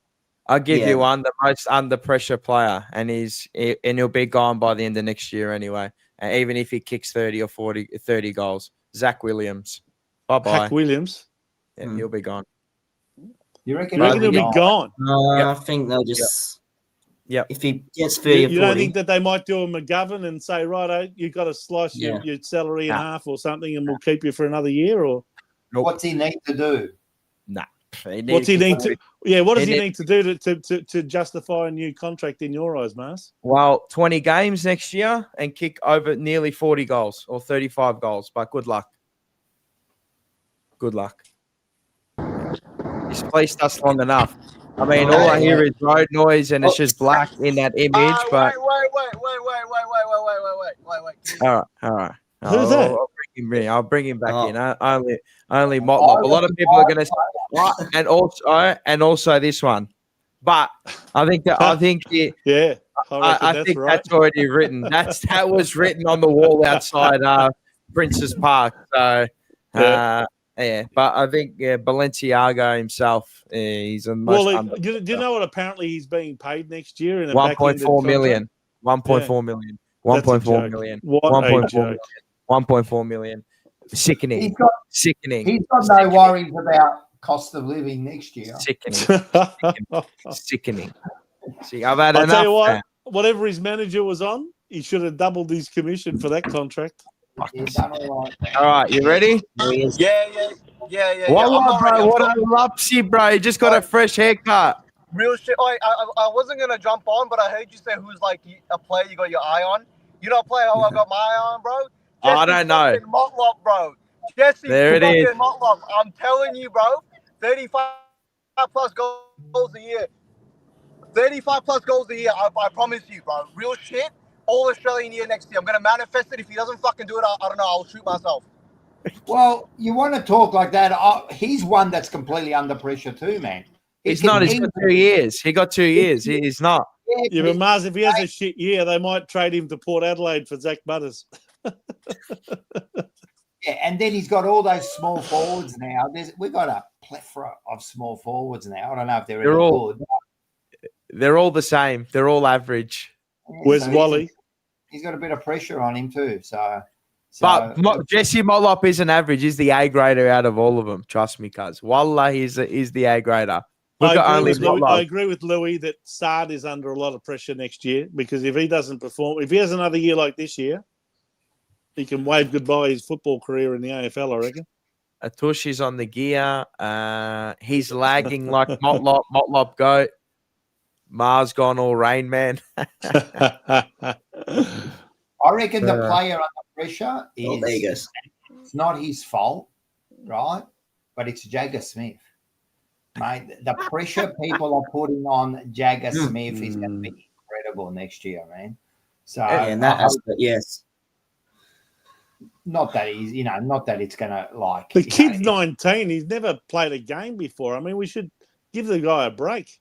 Let him get settled in. Yeah, I know. And he's coming off an ACL. So, I mean, you're going to be a bit tentative. I don't care whether you're 18 or whether you're 38. If you're coming off an ACL, you're going to be a bit nervous about talking about him like he's the next Messiah, man. I'm telling you, the pressure's going to be on the kid. And then there's another. Yeah, but then they'll compare him to what's his name, Will Ashcroft. They're already comparing him to Dacos, everyone, and he hasn't kicked the ball in anger. Give me a spell. Let him settle in. Haters cut off my data. I've got no. Vince, you're right. I know that. Give him a break. I understand that. I'm just saying that he's going to be under pressure because it's been 2 years in the making. He's agree with you. Pick, and everyone was waiting for him, and now he's going to come in, and you watch. Everyone's going to be watching him like a hawk. Well, Yep, well, that's a good comment. That comment that just came up then. What about? I mean, if you think he's under pressure, what about Cody Walker if he comes in as a number one draft pick? And this comes back. This comes back to my point: is that we're a desperate club. Yeah, we are, and we make messiahs out of players that don't deserve that sort of pressure when they first start. Can I throw in one more name for you that I reckon's under pressure?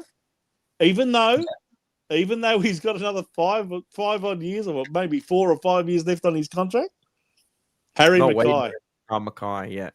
I reckon he's going to have a lot of pressure on him to perform and to front up every week for starters, because we can't afford to have these meltdowns where all of a sudden he can't handle the heat in the kitchen and takes 3 or 4 weeks off.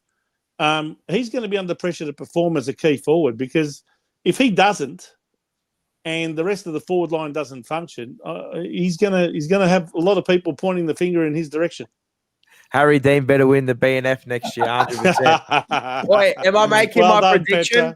I making my prediction, and am I going to get this one right? I said Lewis over Young. 8.5 games last year or last season, and he got it by 1. He got 9. You know, Mars, Lewis Young is technically the most accurate kick for goal in the Carlton team. 75%. You're telling me. I went about that all year. I know that. Yeah. He's the best kick at the club, mate. I'm telling you. They should play him as a centre-half forward.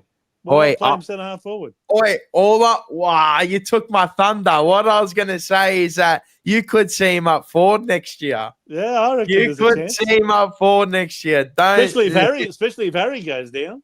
Don't go anywhere. Don't go anywhere. I'm telling you, you could see him up forward next year. He could. I'm going to say he plays over 4.5 games next year. So 5. Look, every list needs these. I don't know, what would you call them? Spare parts players? Jobber. They can go front, they can go back. Jobber. He's part of the catering. He does the job. He's part of the catering. Somebody's got to get the food out, right? Somebody's got to prep the food. I reckon Lewis Young is all right, man. Every time he came in, he did his job, man. You can never really complain about his effort. No, 75%. And he costs you peanuts as well, just quietly. The fans do this, all of it. I cannot, for the life of me, work out why they do it. It's illogical in the extreme. So I think it's talking about Jagger Smith and Cody Walker and the whole club's under pressure. I don't think that desperate club. Listen, no one talking about Kemp. He will fire. Mark my words. Maybe not. Who knows? Isn't he going to come in mid-season? After I am. Yes. Mars is under pressure to provide the noise in the stands. I know. I know. What did you say there, Louis? Did you say he's due to come in mid-season? No, I think he's right to go at the start, mate. He had an Achilles. He got some Achilles thing. Yeah, but that kept him out from round 4 or 5 onwards last year when we played the Bulldogs. He got the injury and didn't play the rest of the year. I think he'll be right to go round 1. Yeah, 9 to.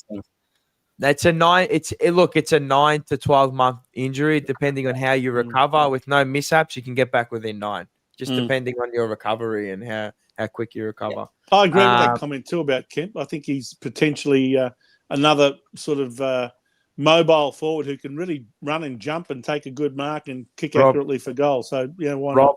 Galicchio, Mars got caught smoking at a 14-year-old with my brother in the garage while my dad ripped me and he punished me. I was grounded and crying. As I missed the semi-final v Collingwood, I said anything else I learned. Okay.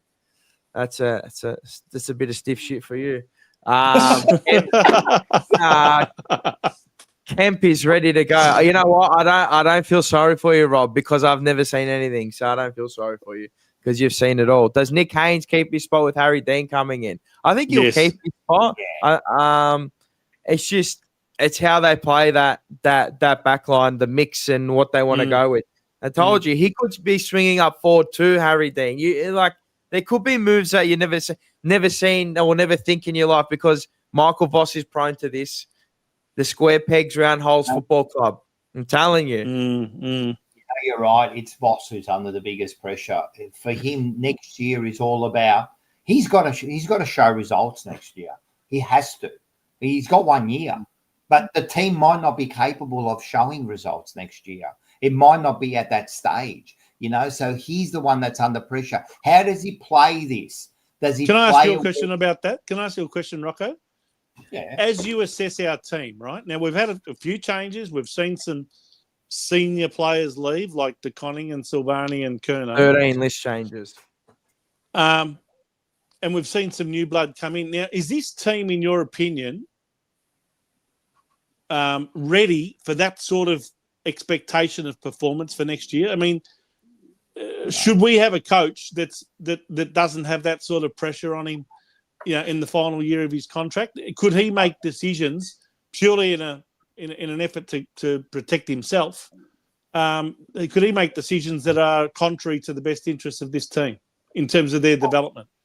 Well, you think about it, right? No, he hasn't. He's the wrong. So coach why at the did they moment. stick with him then? Why did they not Because go with a brand new you know, like, coach? not that we know all the answers, but I think that they were looking somewhere else. Then they stuck with him, and they've got ideas about, like, there was no one else to get for this year, for next year. So My mail was that they did a bit of a search around and no one wanted it. exactly. So they had no choice but to keep him, and I think they're working towards the year after. So it's a bit of a holding pattern. But what does that do for him? That kind of stuffs him up. Like, can he really be the coach? He's under that's pressure right. every week because he needs results. Yeah. We want results. The team needs results. I don't think the team's ready for those results yet next year. Even though I think we're going to be okay in a few years with these young kids that are coming in, but some of them sound like they're really good. But for next year, I mean, how hard is it? Are we going to win anything with the game plan we had? No. Right? So we have to change the game plan. I'm telling you, that team will not adjust over a preseason. So therefore, they've stopped him. And yeah, they've limited him. They don't want to hear any more of his jargon. Kadrick, I concur. I subscribe to this. We talk up our players, but no player has shined like Fev and Judd since. I agree. Those are proper footballers. They're generational talent, like unbelievable. Fev was a special player, and unfortunately, probably they didn't do the right thing by him. He didn't have the real team around him, and when I say team, not only team on the field, probably team off the field, because I thought he was hard done by in a few situations. But yeah, Fev, I'm telling you, Fev is one of the best forwards you've ever seen. Bro, Fev is the best full forward that Carlton has ever had. Full forward, yeah. And if he's not the best if he's not the best forward overall, it's Sticks. One or the other. Take your pick. It Sticks for him, and Sticks was captain, so a bit different. But as far as pure full forward, because Sticks wasn't always a pure full forward, it's Fev. It's Fev. Did you really see Fev, Lewis? No. You missed out, man. He just was amazing, man. He just his energy, his skill, demanding the ball.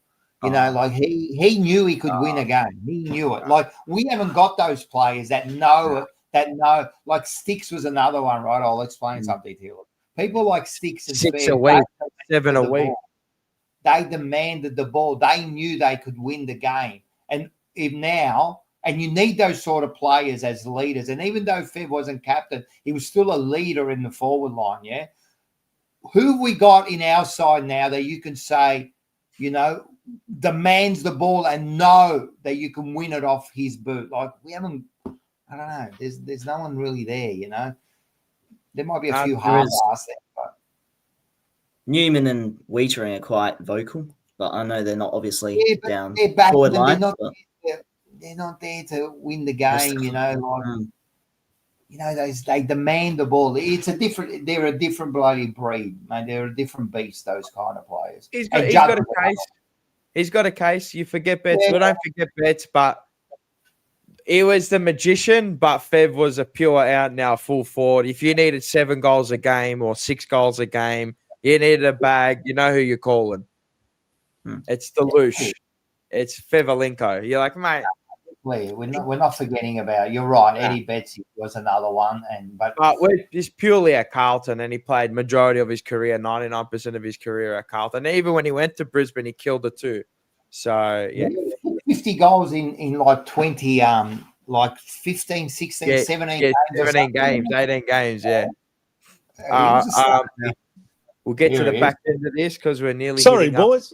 3 hours. I don't know what happened there. I just froze. Nah. That's all right. We're getting to the end of it anyway. I think the AFL's trying to censor me. Yeah, of course they are. And whatever you're on, they censor everything. So we're blacklisted. We're banned. We're going to get shadow banned soon. What's this one? Peter V. Come on, folks. 6-7 likes, 145 viewers. Click the like button there. Yeah, slackers. Come on. Hit the like button. Hit it. Get us to 100.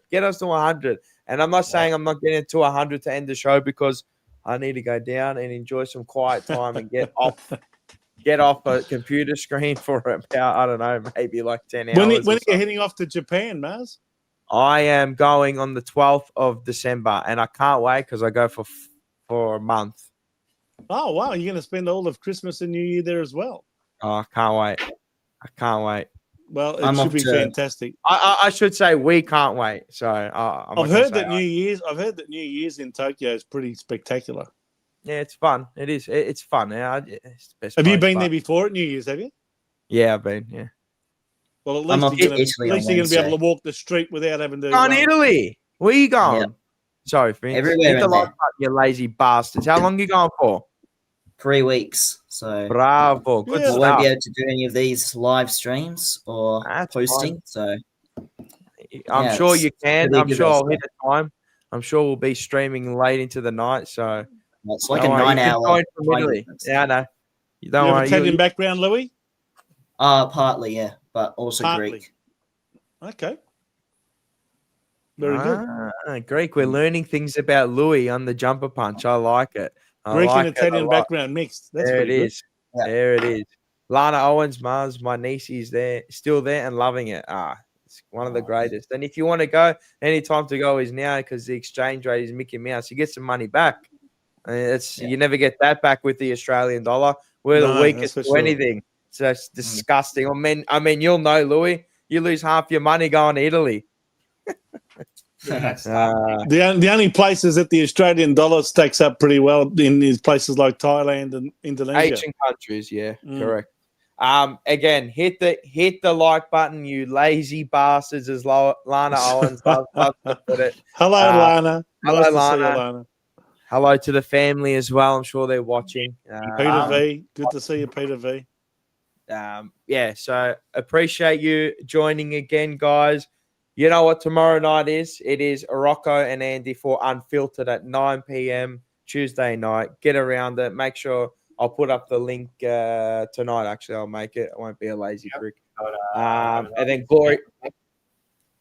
You got 2 special guests, don't you? We do have 2 special guests. One squeezed his way in. Yeah. Morris again.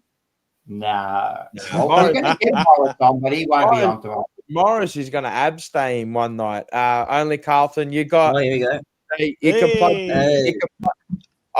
We're going off, but you can plug yourself already. You got a one. Coming here straight from the AFLW Awards. Yeah, straight from Brisbane, Vince. Straight from Brisbane. Just how are you? Before we leave, all right, we'll keep it going for 5 more minutes, right? Yep. But were you excited for all the draftees and all the draft picks going around and the whole week and the numbers that were floating? Yeah. Yeah, I turned into a mathematician, bro. It felt like I'm back in school. Like I learned how the system worked. Like I didn't think I'd have to. Algebra. Yeah, proper. Yeah. So hey, real shit. Nick Austin draft masterclass. Honestly, a lot of people are focusing on Harry Dean and Jack Eisen, which is fine. But if you look at the picks he turned into future round picks next year for Cody Walker, beautiful. Well, we couldn't have asked for more. So Cody Walker's ours next year. Like that's, I don't know if you guys already, you probably have, but he's pretty much ours. There's no scenario where he's not. So we got him. He's in the bank, locked him in. Even if he goes pick 1, we've got him because we'll be finishing 14th next year anyway, and we'll have enough points. So that's all right. Morris said we're going to finish 6, 7. I don't know if that was like a full joke or whatever, but he said we're finishing. Can I tell you one thing, Mark? If you look at our team on paper, you would probably logically say 12 to 14. But to be honest, it's amazing in a football club when you have a change of scenery where there's a whole fresh peer pressure and there's a whole new culture. If it's a positive one and one where people are encouraged to flourish. Well, it's amazing what can be achieved by a team of so-called no-names. So don't be surprised if with having cut out a lot of the cancer at our club that we don't actually, in some people's eyes, overperform and actually win a lot more games than what some people give us credit for. So look, I know it's all there to be, to be done yet, but I wouldn't mind betting that we win a few more games than what most people would expect. I hope so. Yeah. sometimes, when you zig, you zag, people think you go that way, but it goes that way, so. I'll give you a good example of that, right? In 1998, Brisbane Lions finished last. Dead set, motherless last, right? And in comes Lee Matthews, and bingo. Same list, no major changes. All of a sudden, bang, make the finals. First year. Second year, make the finals again. Don't quite go the whole way. Third year, all of a sudden, premiership. Did you just 99, 2000, 2001 premiership in his third year, then another premiership and another premiership. It's same group of players, just a different coach and a different culture and a whole different environment. That's all it was. I don't know what you've been drinking, Vince, but you just put Lee Matthews in the same breath as like Michael Voss. Michael Voss was actually his premiership captain in those 3 years that they won the flag. So if anyone has been through that and knows the difference between a bad culture and a good culture, it should be Michael Voss. Yeah, you say that, but where's it been in the last 4 or 5 years? Well, according to, depending on who you want to believe, he feels like he's had his hands tied behind his back in a lot of ways in that football department. So, look, if he's had his hands tied, it's still his fault. I'm not saying that all of a sudden he's going to become the coach of the year. What I'm saying is that if everything around him and the whole environment of the place is a lot better and the peer pressure within the team is a lot more positive, and with the injection of all this new talent and talent from other clubs, you never know. If it all clicks, we could end up winning a lot more games than what you think. Injecting all this talent, we actually lost talent. We haven't injected anything. We've injected bananas. That's all we've injected. We've injected a bunch of 2-bob players at the moment. That's all we've injected. Yeah, but what you're underestimating is what the existing team may very well do in terms of elevating their own performances by 10 or 15%. All of a sudden, they're going to elevate this year. And Boss has been there 4 years. It's not like Lee Matthews. He's already been there, right? And all of a sudden, with that list that was good, we can't even make the 8. And now all of a sudden, with a worse list, hang on. No. This is a similar list to what took us to a preliminary final 2 years ago. Yeah, right. And took us to finals last year as well. So they're capable. They are capable. Vince, you've got Nick Newman. You've got Nick Newman returning. He never played a game this year. You got Jagger Smith is going to start to play a season and start showing us what he's got. Here we go. We're already putting the pressure on Jagger. I didn't say the whole thing rests. I did not say the whole thing rests on him. I'm just saying that we're finally going to get to see what Jagger Smith can do, right? Or can't do, right? So we'll witness that. But there's a few reasons to be optimistic, is what I'm trying to say. And you should be optimistic for the future. But if you're talking about next year, I cannot see this happening next year. Not only are these players coming into a new system, right? The whole team has to learn a new system. They're not going to learn it over a pre-season. It takes ages, and you've got the same banana at the top. You've got the same bloke who's got 1 year. That's all he's got. He's got 1 year. You perform or you're out. I know who we should get. Isn't that a good thing, though? Isn't that a good thing? I know who we should get. This should be our coach for next year. Look at him. Look at him.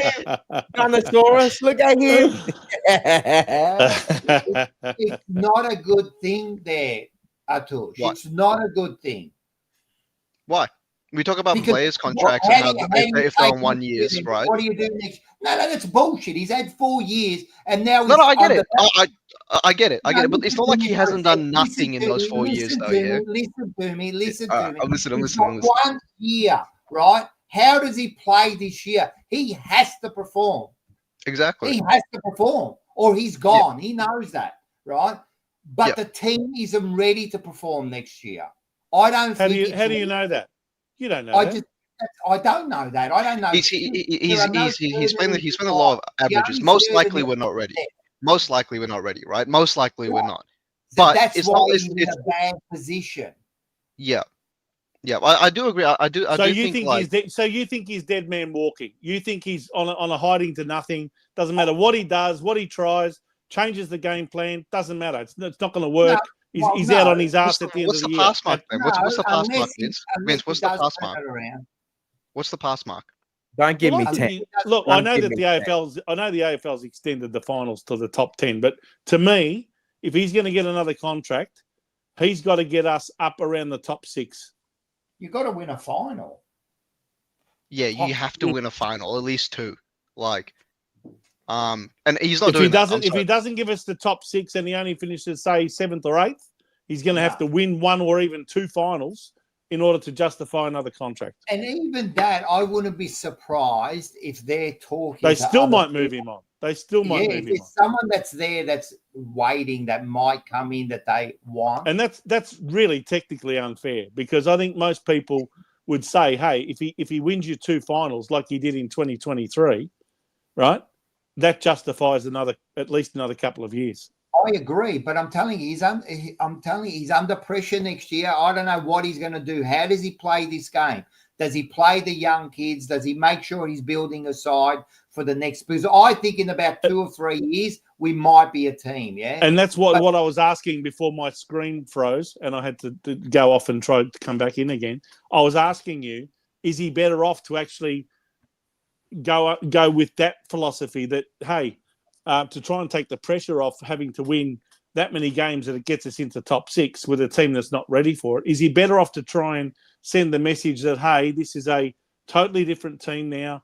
We've seen the exiting of a few senior players and we're rebuilding. In other words, to try and buy some time. Is he better off to do that? No, he can't. He can't go down that. I don't believe he can. Well, is it unfair that the club expects him to win enough games to make the top 6 with a team that's clearly not ready in anyone else's eyes? And if you had a brand new coach, right now, would you be expecting him to make the top 6? But he's not a brand new coach. It's his But what I'm saying is you're expecting that of Voss. And when the team is clearly not ready. Vince, the difference is, he's had 4 years to do it, right? If this was a new coach that had this new list now. Well, so therefore we're wasting a year. So we're basically just seeing out time, pay him out his contract, let him work for it. And then, thanks, Michael. Doesn't matter what you do in 2026, you're out of here. I think that's maybe, but it's also not entirely lost here either. Like, I don't think, while I agree with Rocco, where we're not going to do anything special, but there is like a hint of hope. It's not all doom and gloom, right? Like Vincent, there is like a little bit, like there's a little chance where we can click maybe, but I don't see it happening. Honestly, I don't. And you were saying before, like, oh, you know, if we don't expect him to make finals, then why is that the standard? Because again, he's had 4 fucking years to do it. Yep. So like, it's the standard every year. Well, guess what, Atush? They have obviously, through their investigations, and I'm including Graham Wright in this, especially Graham Wright, have established that the predicament that we find ourselves in is not just his fault and not just something that can be put at his feet. It was clearly a cultural problem within the football department. They got rid of Brad Lloyd. They got rid of a few people in there and assistant coaches as well. So they've shaken the whole place up and clearly decided that, you know, it's not just, yes, he's got to obviously, share some of the responsibility, but not all of it. So obviously they've decided to keep him on for one reason or another. And, I think he's got to be given a fair chance to achieve a pass mark of some sort. And in fact, if there was one question I could ask at the next annual general meeting, which won't be till February, that's another disgrace. I'm going. It takes so long to have an AGM. I'm going. I have my list. The question I would want to ask is, what is Michael Voss's pass mark for 2026? And don't say, it depends on this and depends on that, because you guys would know what he has to achieve in order to generate another contract. And if he doesn't get to that, you're going to obviously sack him and replace him. All I'm gonna say is on the next emergency meeting, or maybe I'll do a little video myself. So if anybody wants to steal this idea, you can steal. I don't really give a shit. I'm just gonna give my opinions on it anyway, right? So I've got a little thing. Give me 1 second. I'm gonna do this Muzzy bar, and then I'm gonna do this image file. And I go here. And then just remember what was in plan. Just remember what was in plan, okay? Just remember what was in plan. Carlton Football Club strategic plan 2022 to 2027. Just the remember. latest 5-year plan, was it? The latest one. Yeah, just remember. So what I'm gonna put into your heads is that This is the Luke Sayers 5-year plan. Doesn't matter. You can't waver from the course, can you? Right? Because you can't be moving the goalposts every time something new comes out. Right? So we're to win a premierships. Remember, it's 2 plural ships, right? But they're saying AFLW also. No, I'm not including that, right? I know they've included it, but I'm not. Right? I can't move the goalposts. All right, they got to win 2 premierships within the next 2 years. Well, next, right? Wrong. So they're on an X right now. The second one, mate, they fly in that one. Bang. The third one, well, they haven't got there yet. 125K. They might be dwindling next year. Wrong. Yeah. Is this membership? Is it? Yeah. Yeah. It's got it right there next to it. Right. Number 4, fantastic. Number 1, baby. Number 5, again, you are the best. You know how to cut the grass. The blades are inch perfect to the millimeter. Recycling cans, bro. The fucking cans. Yeah. Look at them. Can do's got a better kick than our whole midfield. Number 6, bang. Again, bang, bang, bang. This is genuinely like it just bangs everywhere. And then number 7, wow, you are the best at it. But what I'm saying is, right, that I'm going to do a little piece on that, all right? So just keep that. Would you say, Mars, then, if you look at that, if they'll probably get 5 out of the 7 right there. So they've succeeded. Not really. Yeah, well, in their standards, not really. If you get 80% of what you put out, you're a success, aren't you? What I'm saying is that at the end of the club, you must hold. At the end of the day, you must hold this club to account. Right? You put a plan in place, and if you fail that number 1 goal, well, no matter what the obstacles are, you have to hold this club into account. When you come to Carlton, I expect you to win, not to pass mark, maybe if we get 10th and win a final, he stays. No. There's no such thing as pass marks at Carlton like that. Pass mark is a grand final. I know that might look like unrealistic, but that's what it is. Why do you follow Carlton for? Just to be a pass mark, a 32% up? 2 years ago when we got done in the preliminary final in Brisbane, they extended his contract by 2 years. So obviously that's not the case at Carlton anymore. And again, I'm not going to spoil what I'm going to do, but do they extend his contract another year, another 2 years, another year to the 2027? No, well, they're not going to do that. They would have done that already, Mars. Maybe. You never know. Anything can change at this club like the wind, mate. It could go from east to west at Carlton. You never know. You got to throw that out now, but because no, they can't though. You can't throw it out because it's still 2027. We're moving the goalposts again. You can't move it. Who wrote it? Who wrote that manifesto? They got rid of half the bloody board there. They got rid of half the thing. Players. I mean, so where's the new one? Well, there isn't a new one, but what I'm saying is that's almost obsolete now. Is it? So if they hit all of those and they go, say they win the 2 grand, say if they get 2 flags and they get 125, is it obsolete? No, if they do that. Well, so you can't move the goalposts. That's what I'm saying. But they've actually gone a little bit backwards, don't you think? Well, they've hit 5 of them, but the key markers is not where they want to be. Yeah, I'll be very interested to see that whether Priestley, the president who took over from that bloody knob, what was his name? Sayers, yeah, knobhead. Whether he decides to come out with his own 5-year plan or whether he recognises that these 5-year plans are an absolute joke, that there's been one after another that have all been proven to be ridiculously irrelevant. They've wavered from all of them every time. I know, but that's maybe why he won't do it. That's the maybe problem. He's smart enough to know that this is all they're going to do is use it against me if we don't get there. So the question will be, what is the plan, and in terms of what do you expect to achieve under your presidency? And that again should be a question asked at the AGM. And if no one else wants to ask it, I will. I have many questions for the AGM. I have a list. I'll probably only get one opportunity, but I have a list. By the way, it might be of interest to some people that are listening to this and watching this, whether you realise it or not, but Mr. Priestley is based in Sydney, and his wife is on the board of the Sydney Swans. Oh, well, I didn't know that. That's nice. Well, there you go. And our president is based in Sydney. Yeah, well, that's the weird one. I just, even though, like, what does I don't know, he should be there. Like, it's just weird that he's over. Don't worry, the president is you right. might say in He's today's day and age, president. you might say that in today's day and age, you know, with technology and, you know, Zoom meetings like we're doing tonight, et cetera, that you don't need to necessarily be, you know, in Melbourne anymore. Well, physically in Melbourne, they say. Yeah. I you know, and so long as he attends the games on a weekend or whatever, well, yeah, maybe. But it's interesting that that's how corporate we have become as a club. Might as well rename it the Carlton Corporate Club, because that's what it's become. That's the corporate world, Vince, and you know it quite well. But we've come up on the stroke of 3 hours. Another one done. We're at 11 o'clock. I'm going to go downstairs. I'm going to have a nice, beautiful coffee, a double espresso to go to sleep. You might think I'm crazy, but I'm not.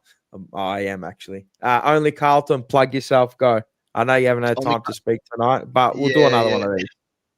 Yeah, done. Only Carlton on YouTube. Check it out. I actually made a video today recapping the draft and shit, so check that out.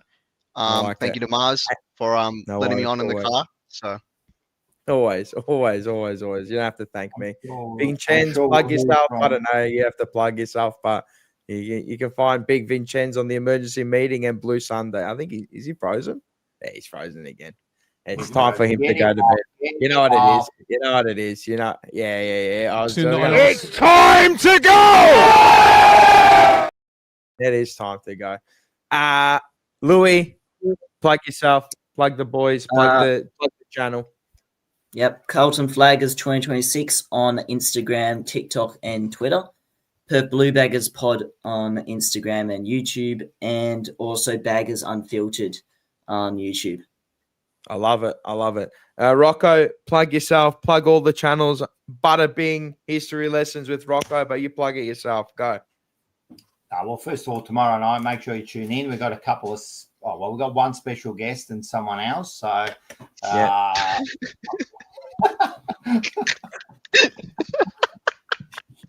right, bro.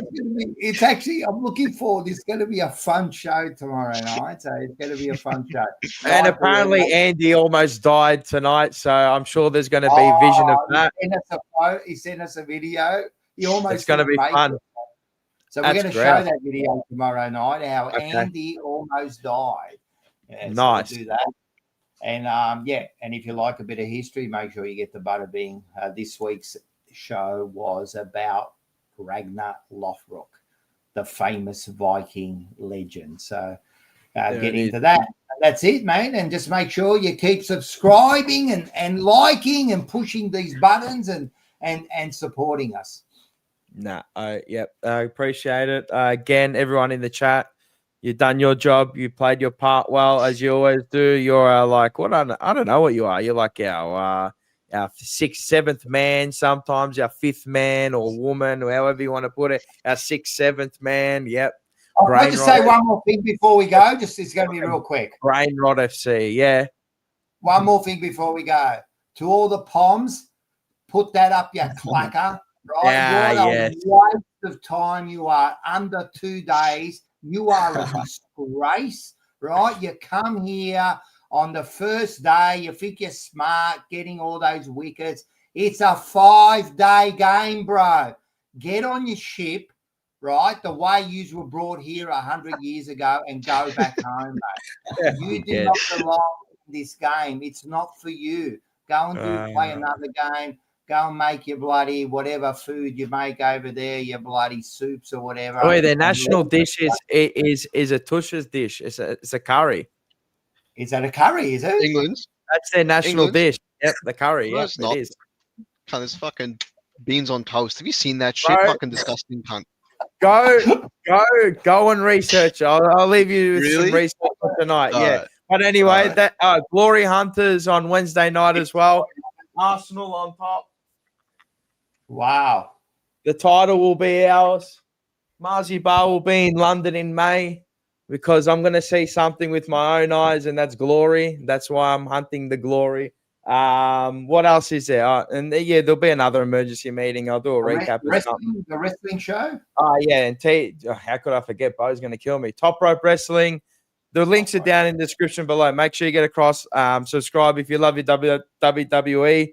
Or if you think it's like, as Rocco likes to put it, he thinks it's gay or whatever. Like, yeah.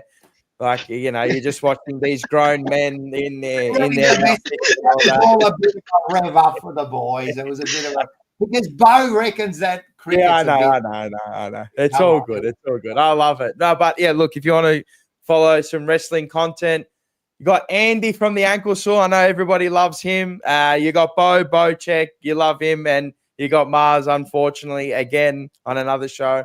If you don't like me, well, then suck shit because I'm on there as well. What's called? Actually, I'm actually the most hateful WWE fan on that show. Bo and Andy, I thought, here we go. But Andy, he glazes everything that they do. He's a glazer. He should be working at Krispy Kreme. Yeah, it's unreal. Yeah, but anyway, there you go. Rocco Moro, it is gay. No, yeah, that makes me happy. 100%. It is gay. It makes me happy. Oi, you know who loves it, Rocco? Your daughter loves it. She's heavily invested. I'll tell you that for free. She's sick in the head, demented, twisted. She's twisted. She's turned into a big fan. I've noticed that. Good.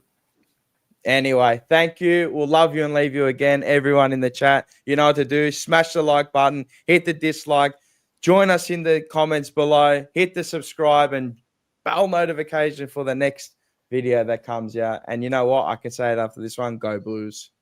Go the Aussies. Go the Aussies. Yeah, suck eggs, you dirty palms.